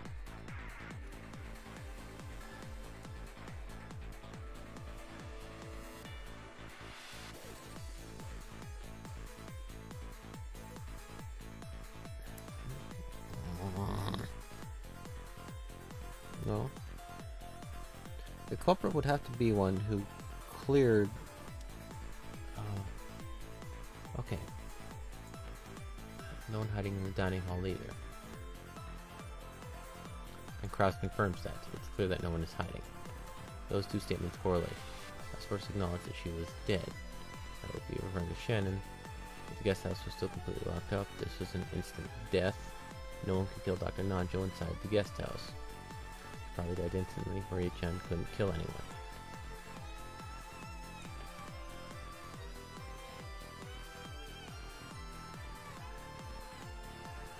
And nothing suspicious was found inside the dining hall. Fair enough. Dr. Nanjo checked the pulse, and he announced that the two of them had died instantly. Fair enough. Nothing can contradict that. You're just stating what somebody else stated. We also sealed the dining hall in the same way. He confirmed the sealing of the dining hall. Around anyone other than George Anarchy could have killed her. Technically true. None of us has an alibi for the 5th and 6th Twilights. Fair enough. Doesn't disprove anything. No master keys exist anymore except the 2 keys on the 2 people who lie dead here. Still true. This is proof that Dr. Nanjo didn't leave the guest house. Potentially false. George, Anarchy, Maria, and I couldn't have killed Jessica. Potentially false.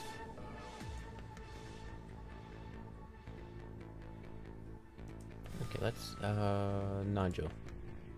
Chapter 7th. Nanjo's corpse. He's dead, he's been killed. He's not going to say for sure that this was an instant death. Everything is locked up perfectly. How did it happen if this is a closed room?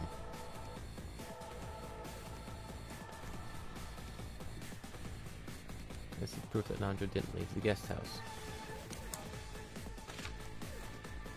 No one could kill Dr. Nanjo inside the guest house.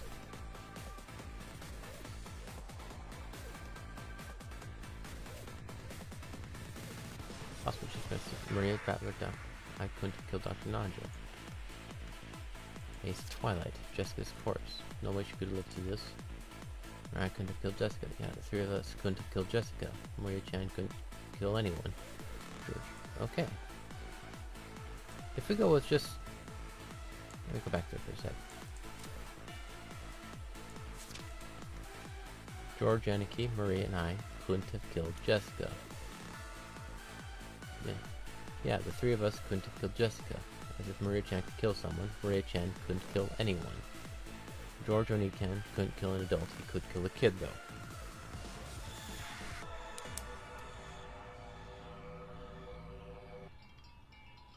I'm thinking it's Battler and his parents are the ones who did it. She probably died instantly. There's no way she could live through this. They both could cover each other. They don't have a death, so I can't do stuff, but they do a lot of doubling up. Yeah, the 3 of us couldn't have killed Jessica. Maria-chan couldn't kill anyone. George Oni-chan couldn't kill an adult. He could kill a kid, though. Alright, so... 5th and 6th. Oop. My bad. 2 corpses. Judging by these wounds, Goto-san and Kurosawa-san died instantly. Nanjo, he's been verified. Goto and Kurosawa-san are both dead. Alibis. Keep a lookout, looking at all that. Once again, we've been busy keeping a lookout and locking up and all that. Once again, none of us has an alibi. It's not true. Look, considering the way they were killed, the culprit would definitely get blood splatter on themselves. Dr. Nanjo and all the cousins have no blood on them. The 4 cousins and Dr. Nanjo couldn't have killed Goto-san or Kurosawa-san. That would have to be the parents. A presuming crime scene, but the guest house I guessed that someone might have snuck in, so I checked around, but the guest house was still completely locked up. Perhaps the culprit has a master key after all. That's impossible. No keys exist anywhere. The rest of the keys and the people who lie dead here.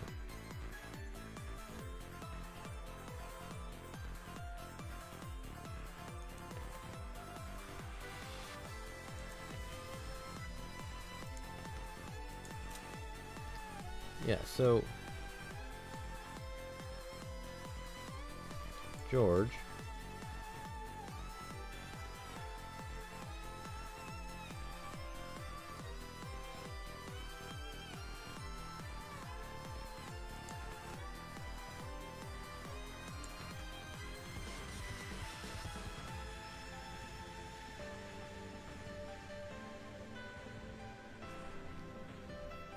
I'm gonna go with Battler and his parents as the culprits. I can't,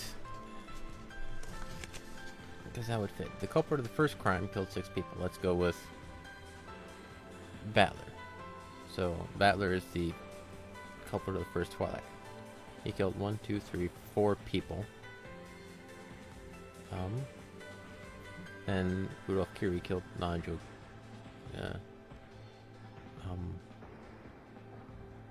Kraus Natsuhi. So he killed 1, 2, 3, 4, 5, 6. He killed Nanjo and Shannon. And then his parents killed Goto Kumasawa. It was Nanjo the Blitz player? That was this.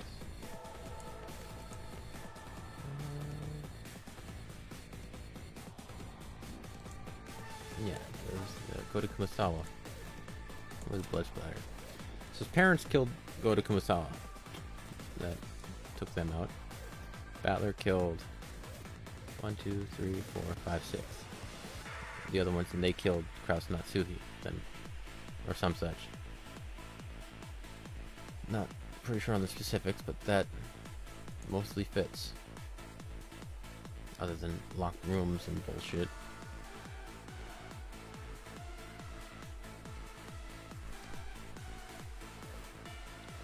Unless George. Did George make any comment on the second Twilight?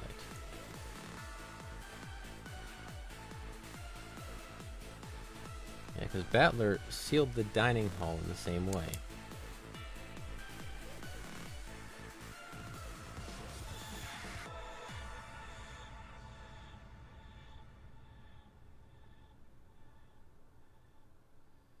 Wait.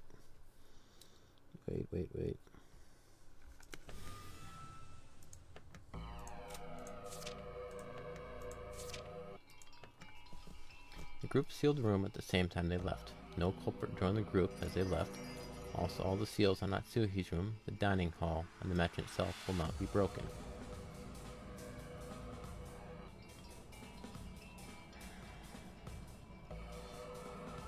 That's in red.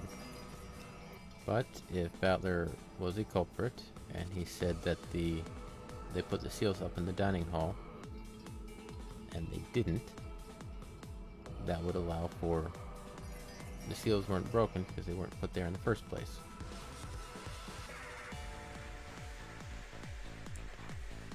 All of the windows had sealed bars in them, so it was impossible to enter or leave by them. We'll say that they can seal the whole mansion by sealing the 2 doors, front one and the back one.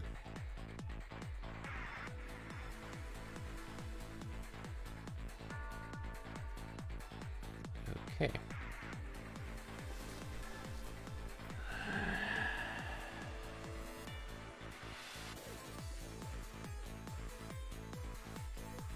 Doesn't work.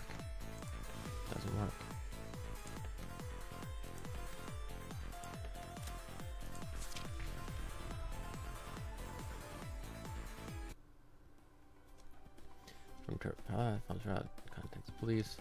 This mysterious culprit hiding my summer planning to attack the very moment. The culprit with them here mentally sticking out their tongue and tasting the next prey. None of them had an alibi, none of them was the culprit.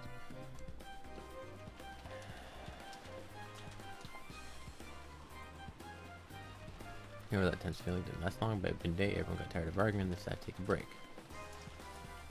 Blah blah blah. However, no matter how much time passed, Cross and Natsui were the only ones who didn't return. Calls for Shannon to Cross and Natsui during the central phone line, but no less than an answer. Something might have happened.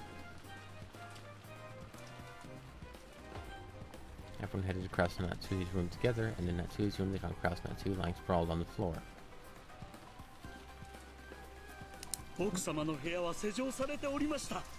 Madam's room was locked, it's just like the dining hall. After getting his permission, I unlocked the door. Cross and Natsui lay on the floor. After Nanjo checked their pulse, then he announced the two of them had died instantly. Correct. I confirmed both of their deaths. There can be no doubt that they died instantly. I searched all over the room looking for a clue. In the end, I found that the windows and doors had all been locked, making the closed room. Another closed room. These servants all with mass keys will be suspected again. But have no fear, after Madame began to suspect us, we started keeping track of each other, blah blah blah. All the servants were the whole time. All of our improved an alibi for all the other servants. Oh, that's interesting. So you're saying the closed room, blah blah. In the first closed room, no one had an alibi. So for this closed room, all of them have alibis. In this world, the servants themselves become living master keys.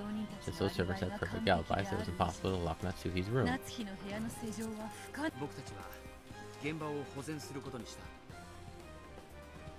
We decided to preserve the crime scene as it was. We put packing tape all over the outside of the doors and windows, sealing them.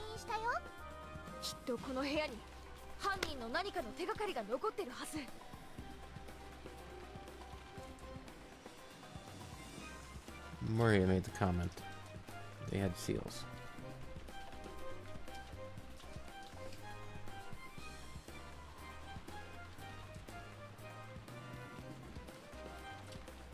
I'm sure some of the culprits left some sort of clue in this room. We made sure that no one would be able to enter or leave until the police arrived.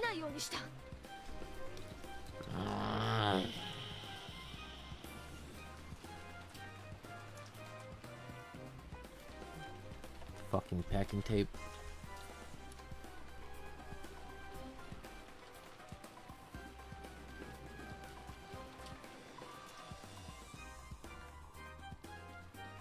We made sure that no one would be able to enter or leave until the police arrived.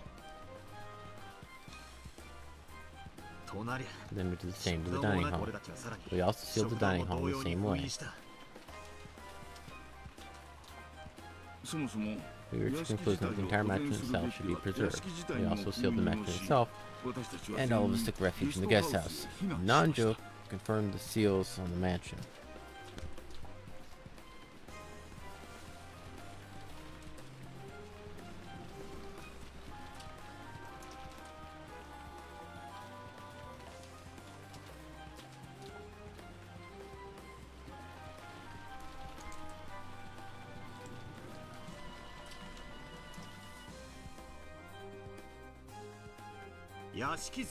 We sealed the whole mansion, packing tape on all the windows, we used ladder for the third floor. All the windows are sealed apart, so it's impossible to leave by them, therefore we'll say that we can seal the whole mansion by sealing 2 doors, the front and the back one.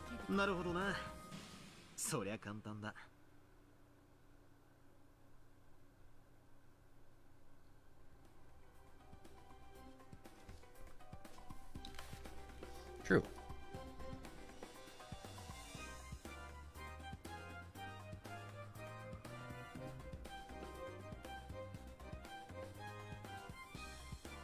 Yeah, no, it's murdered, left the mansion, seal the mansion, they're outside, so circumvented because reasons.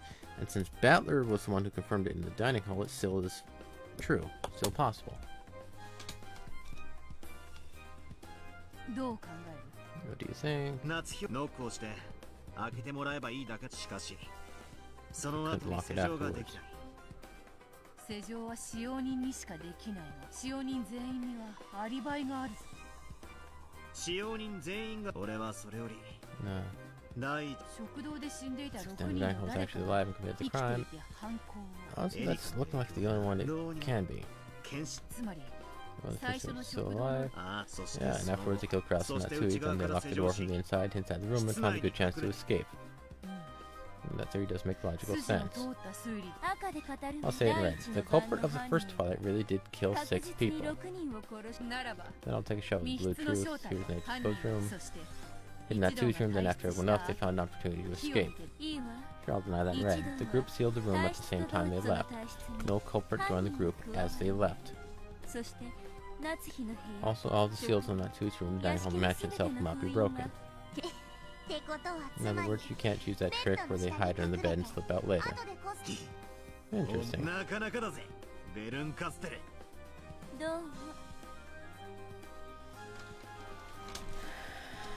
Alright, this is just currently the second Twilight. Same was Natsu's room, locked closed room. This time all the servants matched the case of alibis. The whole group realized made everything's time to match. Show up in the guest house.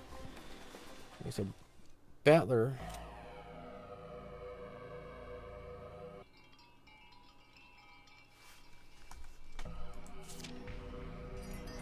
Damn it. Just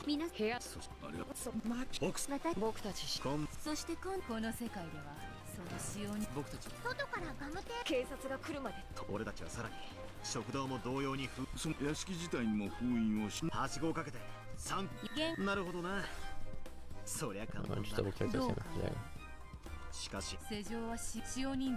All the servants saw by the sisters together, more importantly for Twilight.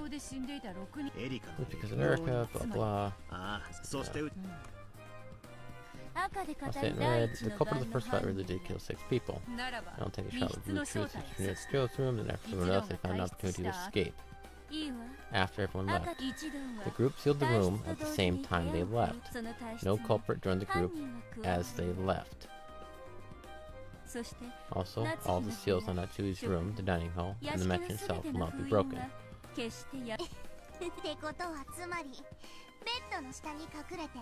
And slip out later, but you can just quite literally join the group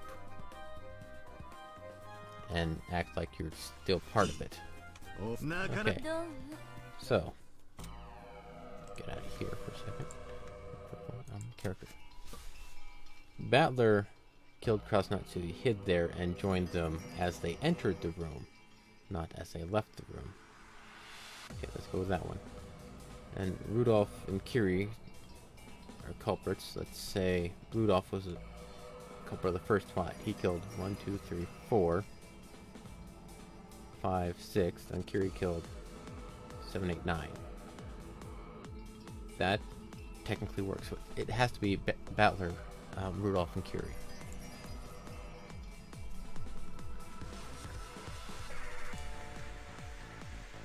She was dead. The guest house still completely locked up. And there's the guest house with Nanjo. But that would be Battler. He could lock up things for them. Isn't Death Note kill like Nanjo inside the guest house? The guest house, not the guest room. Probably died instantly. Maria-chan could kill someone. Maria-chan couldn't kill anyone. So yeah. I'm gonna go with my final guess, Battler and his parents.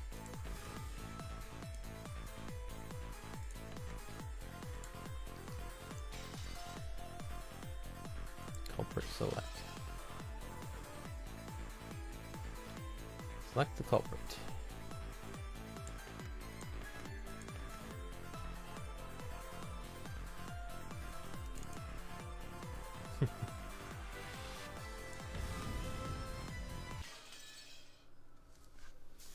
Umineko no Nakukodo Nichiro, Nocturne of Truth and Illusions.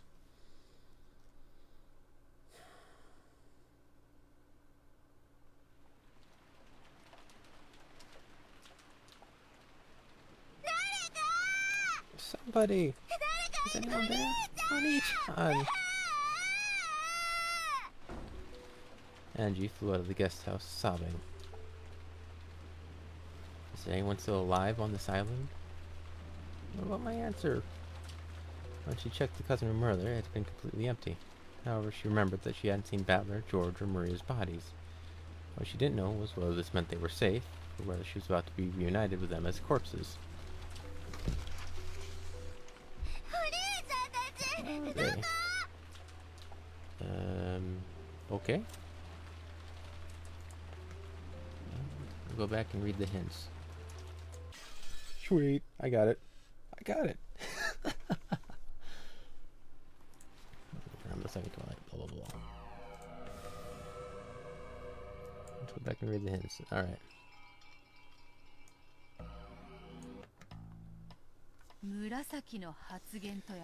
These purple statements are quite a problem. Oh my God, it took me 2.5 hours, but I got it. We know that their statements important enough to be on par with the red truth, but they also contain the culprit's lies. Right. Even the dumbest idiot wouldn't try swallowing a roll whole if there might be needles inside. Indeed. If we accept the purple blindly, there's no chance the truth will come to light. Yeah. A roll with a needle in it. I like that analogy. This precious, vital information might all be wasted thanks to one tiny lie. Just which lines in this vast collection of purple have lies in them? Just thinking about it makes my head hurt. Then, why don't we try spinning the chessboard around? Oh? What do you mean? It's simple. Forget which ones are lies. Let's concentrate on finding out which ones must be true. Are there any purple statements that we know must be true? That's what we're looking for. We'll look for people who couldn't possibly be the culprit. If we can do that, then all of their purple statements are the same as red truth. I see. Instead of searching for the culprit, we'll start by searching for those who couldn't be the culprit. Yes, a simple and fundamental strategy. That's it. There's got to be someone, so let's look through it carefully. In other words, we've got to start from square one, huh? Let's see what they can do. Are there more hints? Huh. There's more of them. Alright, let's... Is this going to be like an entire sheet of hints? How can we know for sure that someone isn't the culprit? One of the rules is that the culprit can't die. In other words, though it might sound cruel, we can trust anyone who's dead. Oh, that makes it easy. Almost all the characters were killed. So, we can trust the purple of all those people. But it isn't quite that simple. There's the issue of people playing dead, which popped up so often, even in our games. The bodies of all victims were examined, were they not? Nanjo even said with the purple that no one would make a mistake when examining bodies. If Dr. Nanjo is the culprit, then we can't even rely on that. At a glance, it may look as though all the victims were examined, but all confirmations of their deaths are in purple statements. We can't be 100% sure. Then, whose death can we be sure about? At any rate, let's check all the examinations over again. Let's look for someone who we can be absolutely certain is dead, in some way more reliable than these purple statements. Like Canon, and the red truth.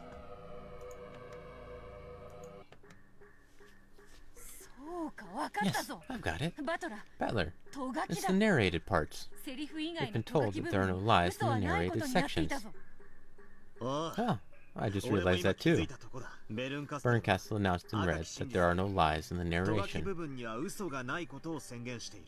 Oh, looks like they figured it out. They wouldn't get anywhere if they didn't. Are there any deaths confirmed by the narration? That would mean we can say for sure that the person in question is dead. And that automatically means they aren't the culprit. And on top of that, it means we can trust they're purple. Let's look for deaths that are mentioned in the narration. Ones that aren't vague about whether the person is alive or dead, like X was lying on the ground. Yes, let's read through it once more from the start.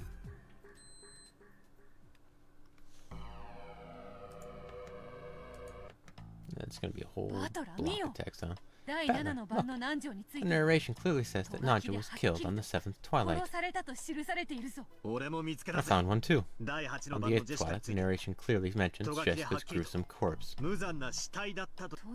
So, in other words, Dr. Nanjo and Jessica are definitely dead. And that means we've proven that Nanjo and Jessica aren't culprits. And that means all of their purple statements are the same as red truth. Indeed. That's right. The pair gave each other a high five. Finally, they had found their first big clue. A safe slice on the roll with a needle in it. They had discovered some purple statements they could trust. Let's try writing up Nanjo and Jessica's purple statements. It's the same as red truth. We're finally getting somewhere. If we're sure that Dr. Nanjo isn't the culprit, then his purple statements for the first twilight, no one is going to mistakenly confirm a death, even those other than myself, becomes very important. In other words, no one will make any mistakes when confirming deaths. So, anytime Dr. Nanjo or Jessica confirms a death, we can be absolutely sure that it's true. So, anyone whose death was confirmed by Nanjo and Jessica cannot be the culprit. Uh-oh. Looks like they're moving along. It's strange. I find it annoying that they're making progress. If they did get stuck, that would just be boring. Okay, let's check their examinations and find some more characters who can't be the culprit. Indeed.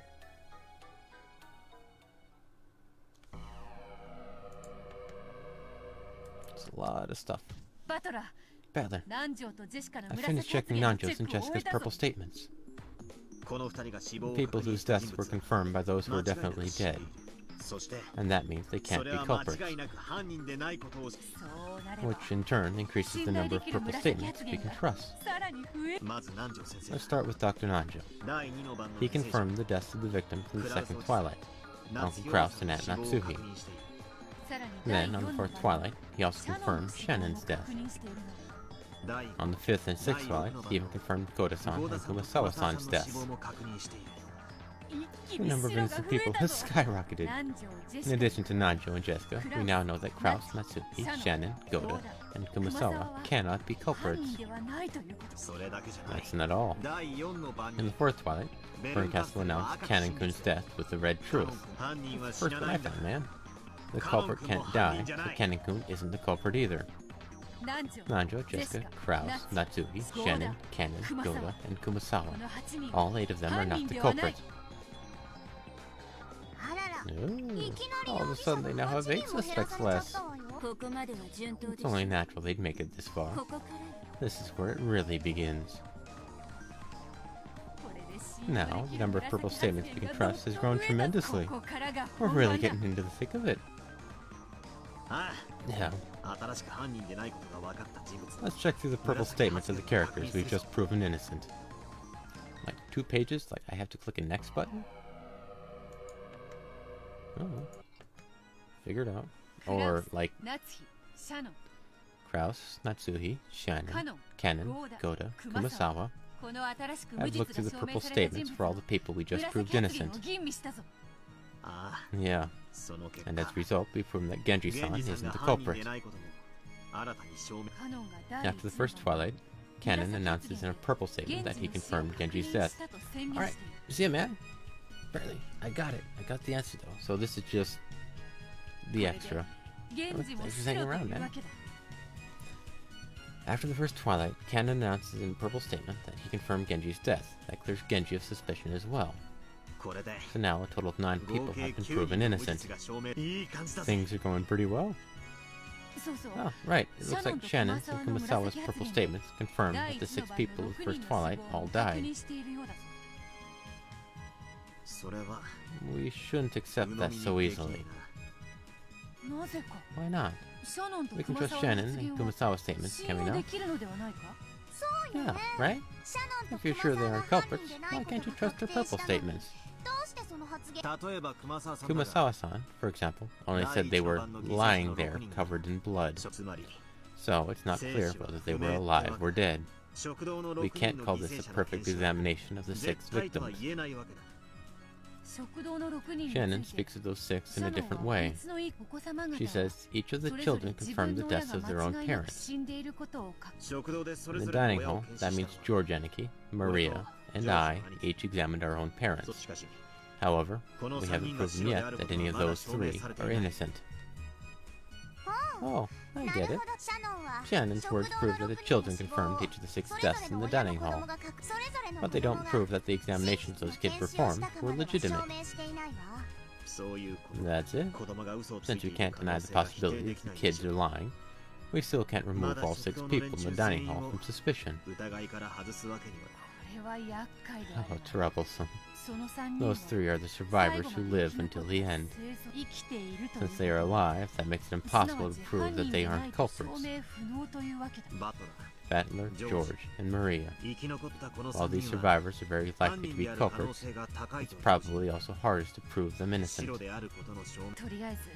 At any rate, it looks like those 9 are the only ones whose innocence can be sure of, thanks to their confirmed deaths. From here on out, it'll just be pure reasoning based off the purple statements of the 9 we can trust. Nanjo, Jessica, Kraus, Natsuhi, Shannon, Cannon, Goda, Kumasawa, and Genji. All we can do is read through their purple statements once more. Things are gonna get hard starting now. Let's steel ourselves and take a shot at it. Indeed. It's finally starting to feel like a real mystery.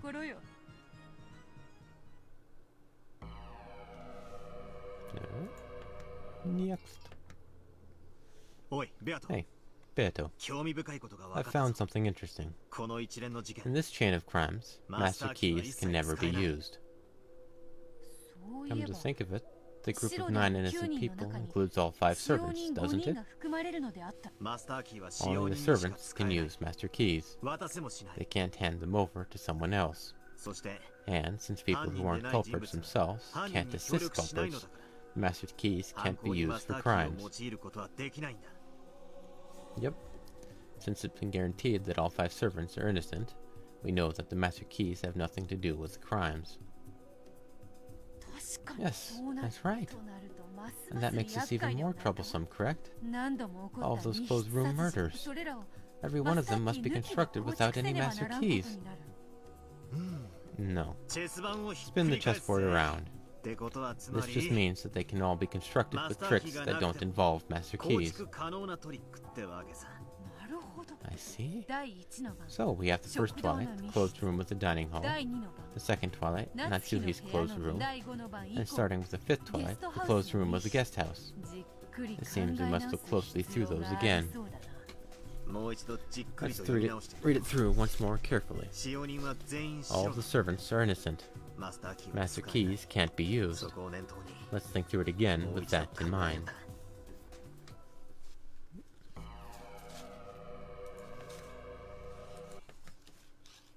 I think I have a theory about the closed room of the first twilight. Let's hear it. The corpse examinations of the victims in the first twilight still aren't certain. In other words, what if one of them was really the culprit? They killed the other 5, locked the dining hall from the inside, and played dead. True, they could create a closed room without using master keys that way. That leaves us with a problem, though. What problem? Remember? When we were talking about the second twilight, Bernkastel said this with the red truth. The culprit of the first twilight really did kill 6 people. Yes, now that you mention it. Because of that red, it seems all 6 people in the dining hall were dead after all. So, how did someone lock the dining hall from the outside without using a key? They didn't. Hey, Patton, does that red truth really confirm the deaths of all 6 people in the dining hall? Well, doesn't it? In that case, the 6 in the dining hall were all innocent, and excluding Genji, whose innocence has already been confirmed, we can remove 5 more people from this list of suspects, yes? In other words, 9 plus 5 equals 14 people have been proven innocent. There are only 3 left. Either Battler, George, or Maria is the culprit. Wait a second. There's something about this that's bugging me. That Red Truth did say that the culprit killed 6 people. However, she did say that Red right after the first Twilight. I believe she said it back when we were talking about the second Twilight, yes? I'd like to read through that bit again. Let's search. Feels like that was a strange time for her to say it. Not bad. Can't underestimate these two. Even their instincts are sharp. I did go about it the other way. Just mathematics. I've been thinking about the second Twilight's closed room, but no matter how many times I try, I keep ending up with the same theory. I mean, someone killing the pair of them, then locking the door from the inside, and hiding? Yes. Since the master keys can't be used, the door must have locked from the inside. So it only makes sense if the culprit was hiding somewhere in Natsuhi's room. Right. That is weird. It says this in the narration. No matter how much time passed, Kraus and Natsui were the only ones who didn't return. And then it continues. Everyone headed to Kraus's and Natsuhi's room together. If Kraus and Natsui were the only ones who didn't return, that implies that everyone else did return to the parlor. That's right. If the criminal locked themselves in Natsui's room after committing a crime, they shouldn't have been able to return. And yet, everyone except the victims did return. That would make this crime impossible for all the survivors. So maybe you should follow up on your theory of someone in the dining hall surviving and committing crimes later. Come to think of it, when I mentioned that theory, I was hit with a red truth. My theory was that someone in the dining hall was alive and killed Kraus and Natsuhi. That theory was countered by this. Red, the culprit of the first Twilight, really did kill 6 people. Well, that Red is hardly surprising. After all, the culprit went on to kill Kraus and Natsuhi, so they've killed a total of not just 6, but 8 people. Hold on. They went on to kill Kraus and Natsuhi, which means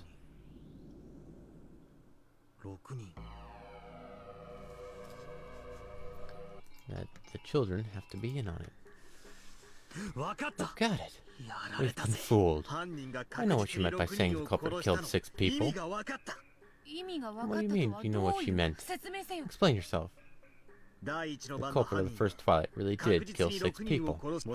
If she'd said this right after the first Twilight, I probably wouldn't have found anything odd about it. However, since she said it after the second Twilight, a new possibility shows itself. You don't mean that the 6 people who were killed includes the murder of the second Twilight? That's it. The culprit really was hiding among the 6 in the dining hall. Later on, they snuck out of the dining hall, killed the 2 people in Natsui's room, locked the door from the inside, and hid somewhere in the room. The culprit could only have killed 5 people at most in the dining hall. However, if we add on the victims to the second Twilight, they would definitely have killed at least 6 times. I see. Now it all adds up. You can construct the closed rooms of both the first and second Twilights without using master keys. Well, you'd think so, but that reminds me of something else. Aunt Natsuhi's room was sealed immediately afterwards. Yes, come to think of it, Lady Berncastle used the Red Truth to say this. The group sealed the room at the same time they left. No culprit joined the group as they left. And she also said this. All the seals will not be broken. In other words, the culprit is trapped in a closed room again. That theory might explain the first and second Twilights. However, the culprit would be sealed inside Aunt Natsuhi's room, unable to leave. And that means they wouldn't be able to carry out the fourth Twilight and onwards. I thought it was such a nice theory, but I guess it's wrong. I don't think we're wrong about this theory, but maybe it just needs some more tweaking.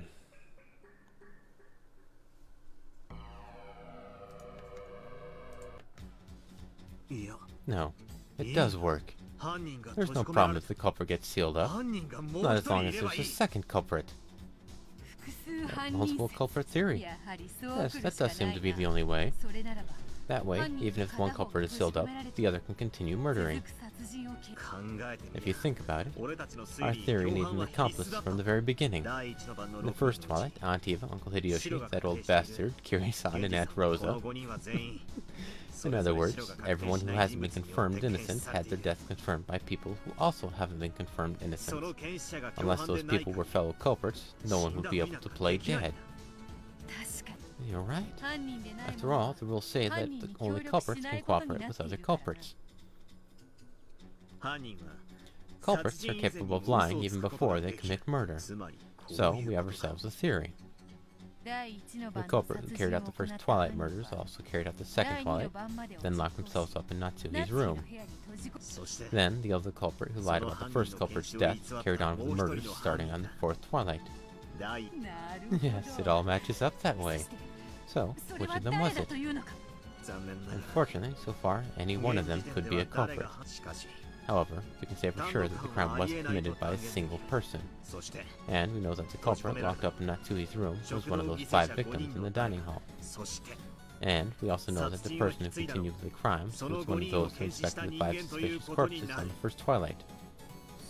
One of those who inspected the 5 suspicious corpses in the dining hall? That would be Battler, George, or Maria. We know that one of those 3 committed the murders later on. Excellent. Let's focus on those 3 and find the truth about those later crimes. Do we have any more hints? We have more hints.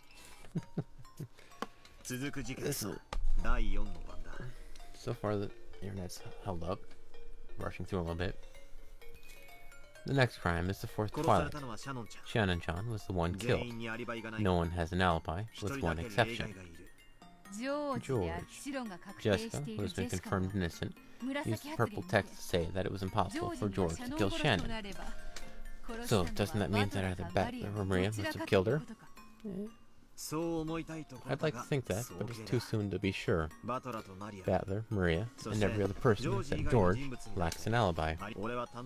I've managed to prove that the crime wasn't committed by a single person, but I didn't prove that there were exactly 2 culprits. At this point in time, it's still too soon to be sure. I see. There might be a culprit for the first and second Twilights, a culprit who lied about the first culprit's death, and another completely separate culprit as well. It was a mistake to overlook that. The murder of Shannon-chan is possible for anyone, with only one single exception. Also, that fact alone isn't enough to prove that George Aniki is innocent. I thought this would be an easy one, since there's no closed room. But on the contrary, we have no suspicious circumstances and no information to lead us to the culprit. The pace of the crimes picks up starting here. Instead of getting stuck on this one part, you start taking a look at the 5th Twilight too.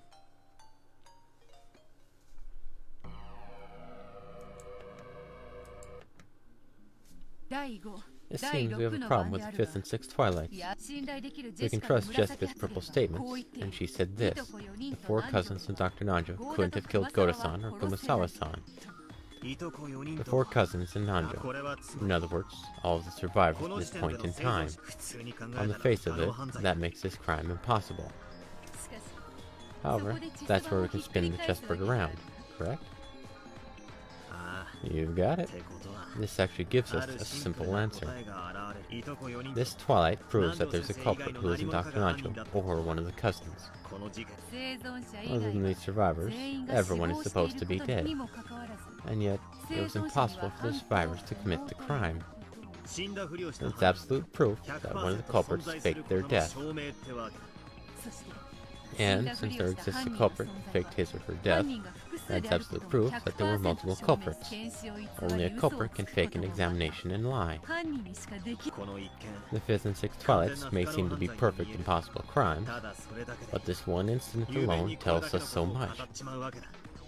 Impossible crimes are a double-edged sword. They have the power to make your opponent surrender, but they also make it possible for theories to break deep into your lines of defense. Long ago, you would surely have surrendered. How far you've come. It's all because you've trained me so well. The pair grinned at each other. They had been at the brink of death and back in their many intellectual games before now. They wouldn't be discouraged by a riddle like this. Now, let's move to the crimes of the 7th and 8th Twilights. I think we're getting pretty close to the core of things. Yes, let's get ourselves ready and go.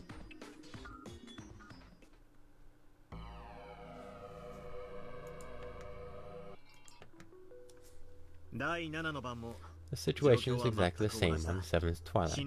Since we can trust Jessica's purple statement, the 4 cousins, or in other words, all the survivors, couldn't have committed the crime. And yet, there's something I don't quite get. The culprit of the first 2 Twilights was someone in that group of 5 victims from the first Twilight. Though that first culprit was sealed in Natsui's room, their child was also a culprit who lied when confirming their deaths. However, the only kids who can be a culprit are Battler, George, and Maria. That's right. And we've proven that they couldn't have committed murder for the 5th, 6th, and 7th Twilights. In other words, this shows us that yet another culprit exists. Interesting. It also happens to be a theory that makes sense. It would mean that the 3rd culprit was also one of those who played dead. It might even be possible to have 4 or 5 culprits this way. I'm not sure about that. At any rate, Goda, Kumasawa, and Nanjo couldn't have been killed if there were only 2 culprits. There can be no doubt of that. This is getting complicated. Was it a group of 3 culprits? Or was it a pair working together and someone else on their own? Right, we can't forget the possibility that there are more than 3 culprits. Of the 17 people who appear in the story, 9 have been confirmed innocent. Let's put Battler, George, and Maria to the side, since they survived. The group of people who were supposedly dead, but not proved innocent, includes Eva, Hideyoshi, Rudolph, Kiri, and Rosa, all victims in the first Twilight. Now, the question is which of those 5 victims in the dining hall were playing dead. We're close now. This is starting to get interesting.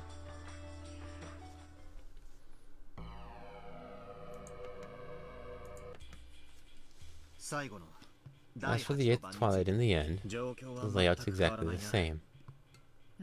Indeed. The narration says that George, Battler, and Maria could not have killed Jessica. The 3 survivors couldn't have done it. The purple statements here sound like they should hold a lot of hints for us. George and Maria's purple statements are particularly interesting. If only we could trust them, they would be quite a powerful clue. If George Aniki is innocent, then his purple statements about Maria being unable to kill anyone would be true, and Maria would be confirmed innocent. In the same way, if Maria is innocent, then her statements about George being unable to kill an adult would be true, and in the end, that proves George Aniki innocent. It would, but we cannot confirm that either of them is innocent. If either George Aniki or Maria could prove that the other was innocent, they would be innocent too. It's like a chicken and egg dilemma. It almost feels like a useful hint, but not quite. Pretty annoying. Proving innocence for either of them probably won't be easy.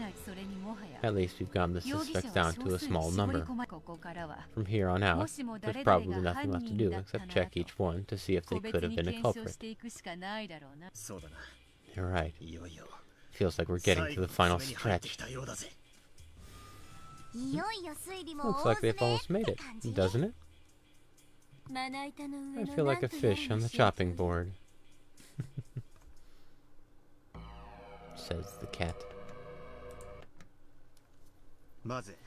First, let's try checking theories with Maria as the culprit.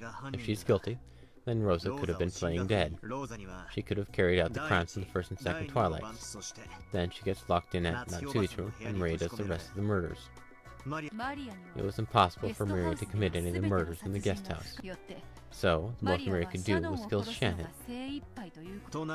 Which means third culprit would be needed for the guest house murders. The third one would have to be Eva, Hideyoshi, Rudolph, or Kiri. That means we would need a fourth culprit too, correct?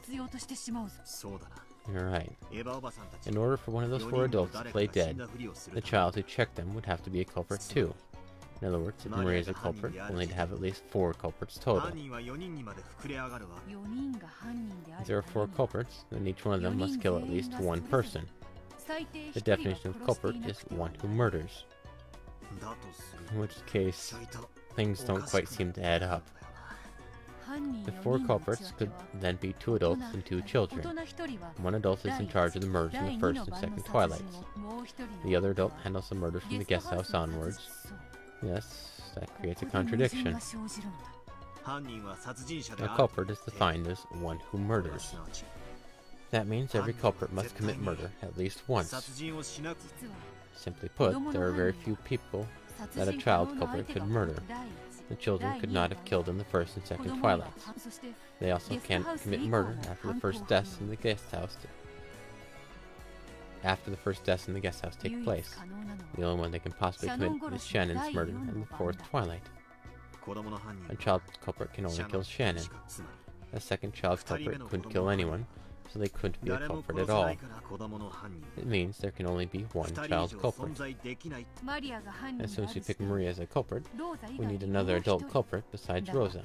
However, it's possible for there to be a second child culprit to lie about their parents' deaths. In other words, it's impossible for Maria to be a culprit.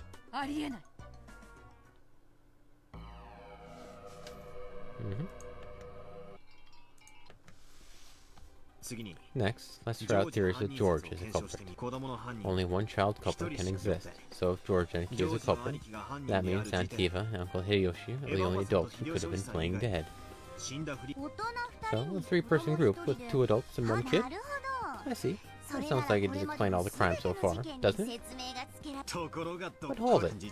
That's actually impossible too. Indeed. It's clearly shown that George cannot be a culprit. Pretty sure. The kids can only kill Shannon on the 4th twilight. A trustworthy purple statement has already proven that George couldn't have been the culprit in Shannon's murder. And that's it. Just 1 tiny alibi that works for Shannon and Shannon's murder. That's what proves George Genki innocent for all of the crimes. So, we need not suspect George. Which means all of his purple statements can be relied upon. And you've narrowed down the answer to only 1 possibility. And we still have a hint. Once we're sure that George is innocent, that automatically makes Maria innocent too. Yeah. It confirms George Genki's purple statement, saying Maria couldn't kill anyone. Since she couldn't kill anyone, she can't be a culprit. So, Maria is also confirmed innocent. Since George and Maria are innocent, that also proves that their examinations of their parents' deaths were trustworthy. That's right. No one will mistakenly confirm a death, and people who aren't culprits can't lie. So the deaths of their parents have been confirmed, and those parents are also innocent. We've gotten rid of almost everyone. The answer is already clear, is it not? Do we have another hint? We have another hint. First off, there are multiple culprits. That's confirmed. These crimes would be impossible for a single person.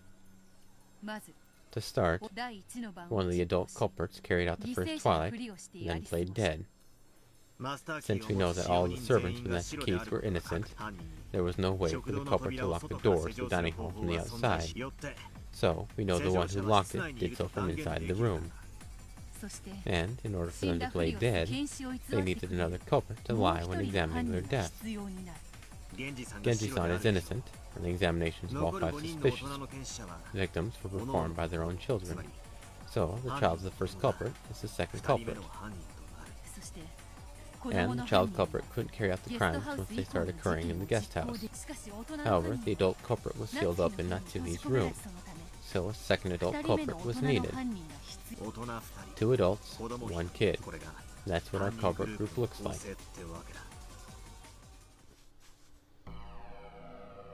There are still more hints? There are still more hints. Well, it should be obvious by now. The name of the child culprit in this group is clear. Pretty much. All of the kids have been proven innocent, with one exception. And the only corpse inspections that a child culprit could lie about were the inspections of that child's own parents. So, the culprit group was a family of 2 adults and 1 child. Murder as a family, huh? How sweet. So, who are the 3 culprits? There's hardly any point in stretching this out further, is there? Pretty much. But we're closing up here, so I guess 2 more? Aw, come on. What a messed up answer. Looks like I was the child culprit. Even in my games, battler culprit theories were some of the most popular, weren't they? It seems so. Sheesh. Why does everyone think I did it? If you're a culprit, that makes your parents culprits too. There's no need to worry anymore. We've already won. There's no need for any more discussions or hints. Let's move ahead with the answer. Is it over? Well done. It seems the mystery of this level wasn't enough to beat those 2 after all. So 1 more. Oh, that's it. And with that, I'll say good adieu. That was pretty fun, and it is always interesting reading up on the extra bits, the behind the scenes, or the things that you missed out on. So, thanks for having me read those hints. That was actually pretty interesting. Anywho, I solved it. I figured it out. Without any clues or hints. Some suggestions from you guys, but I did figure it out. I knew I could. Anyway, I gotta get going. Take care, everyone.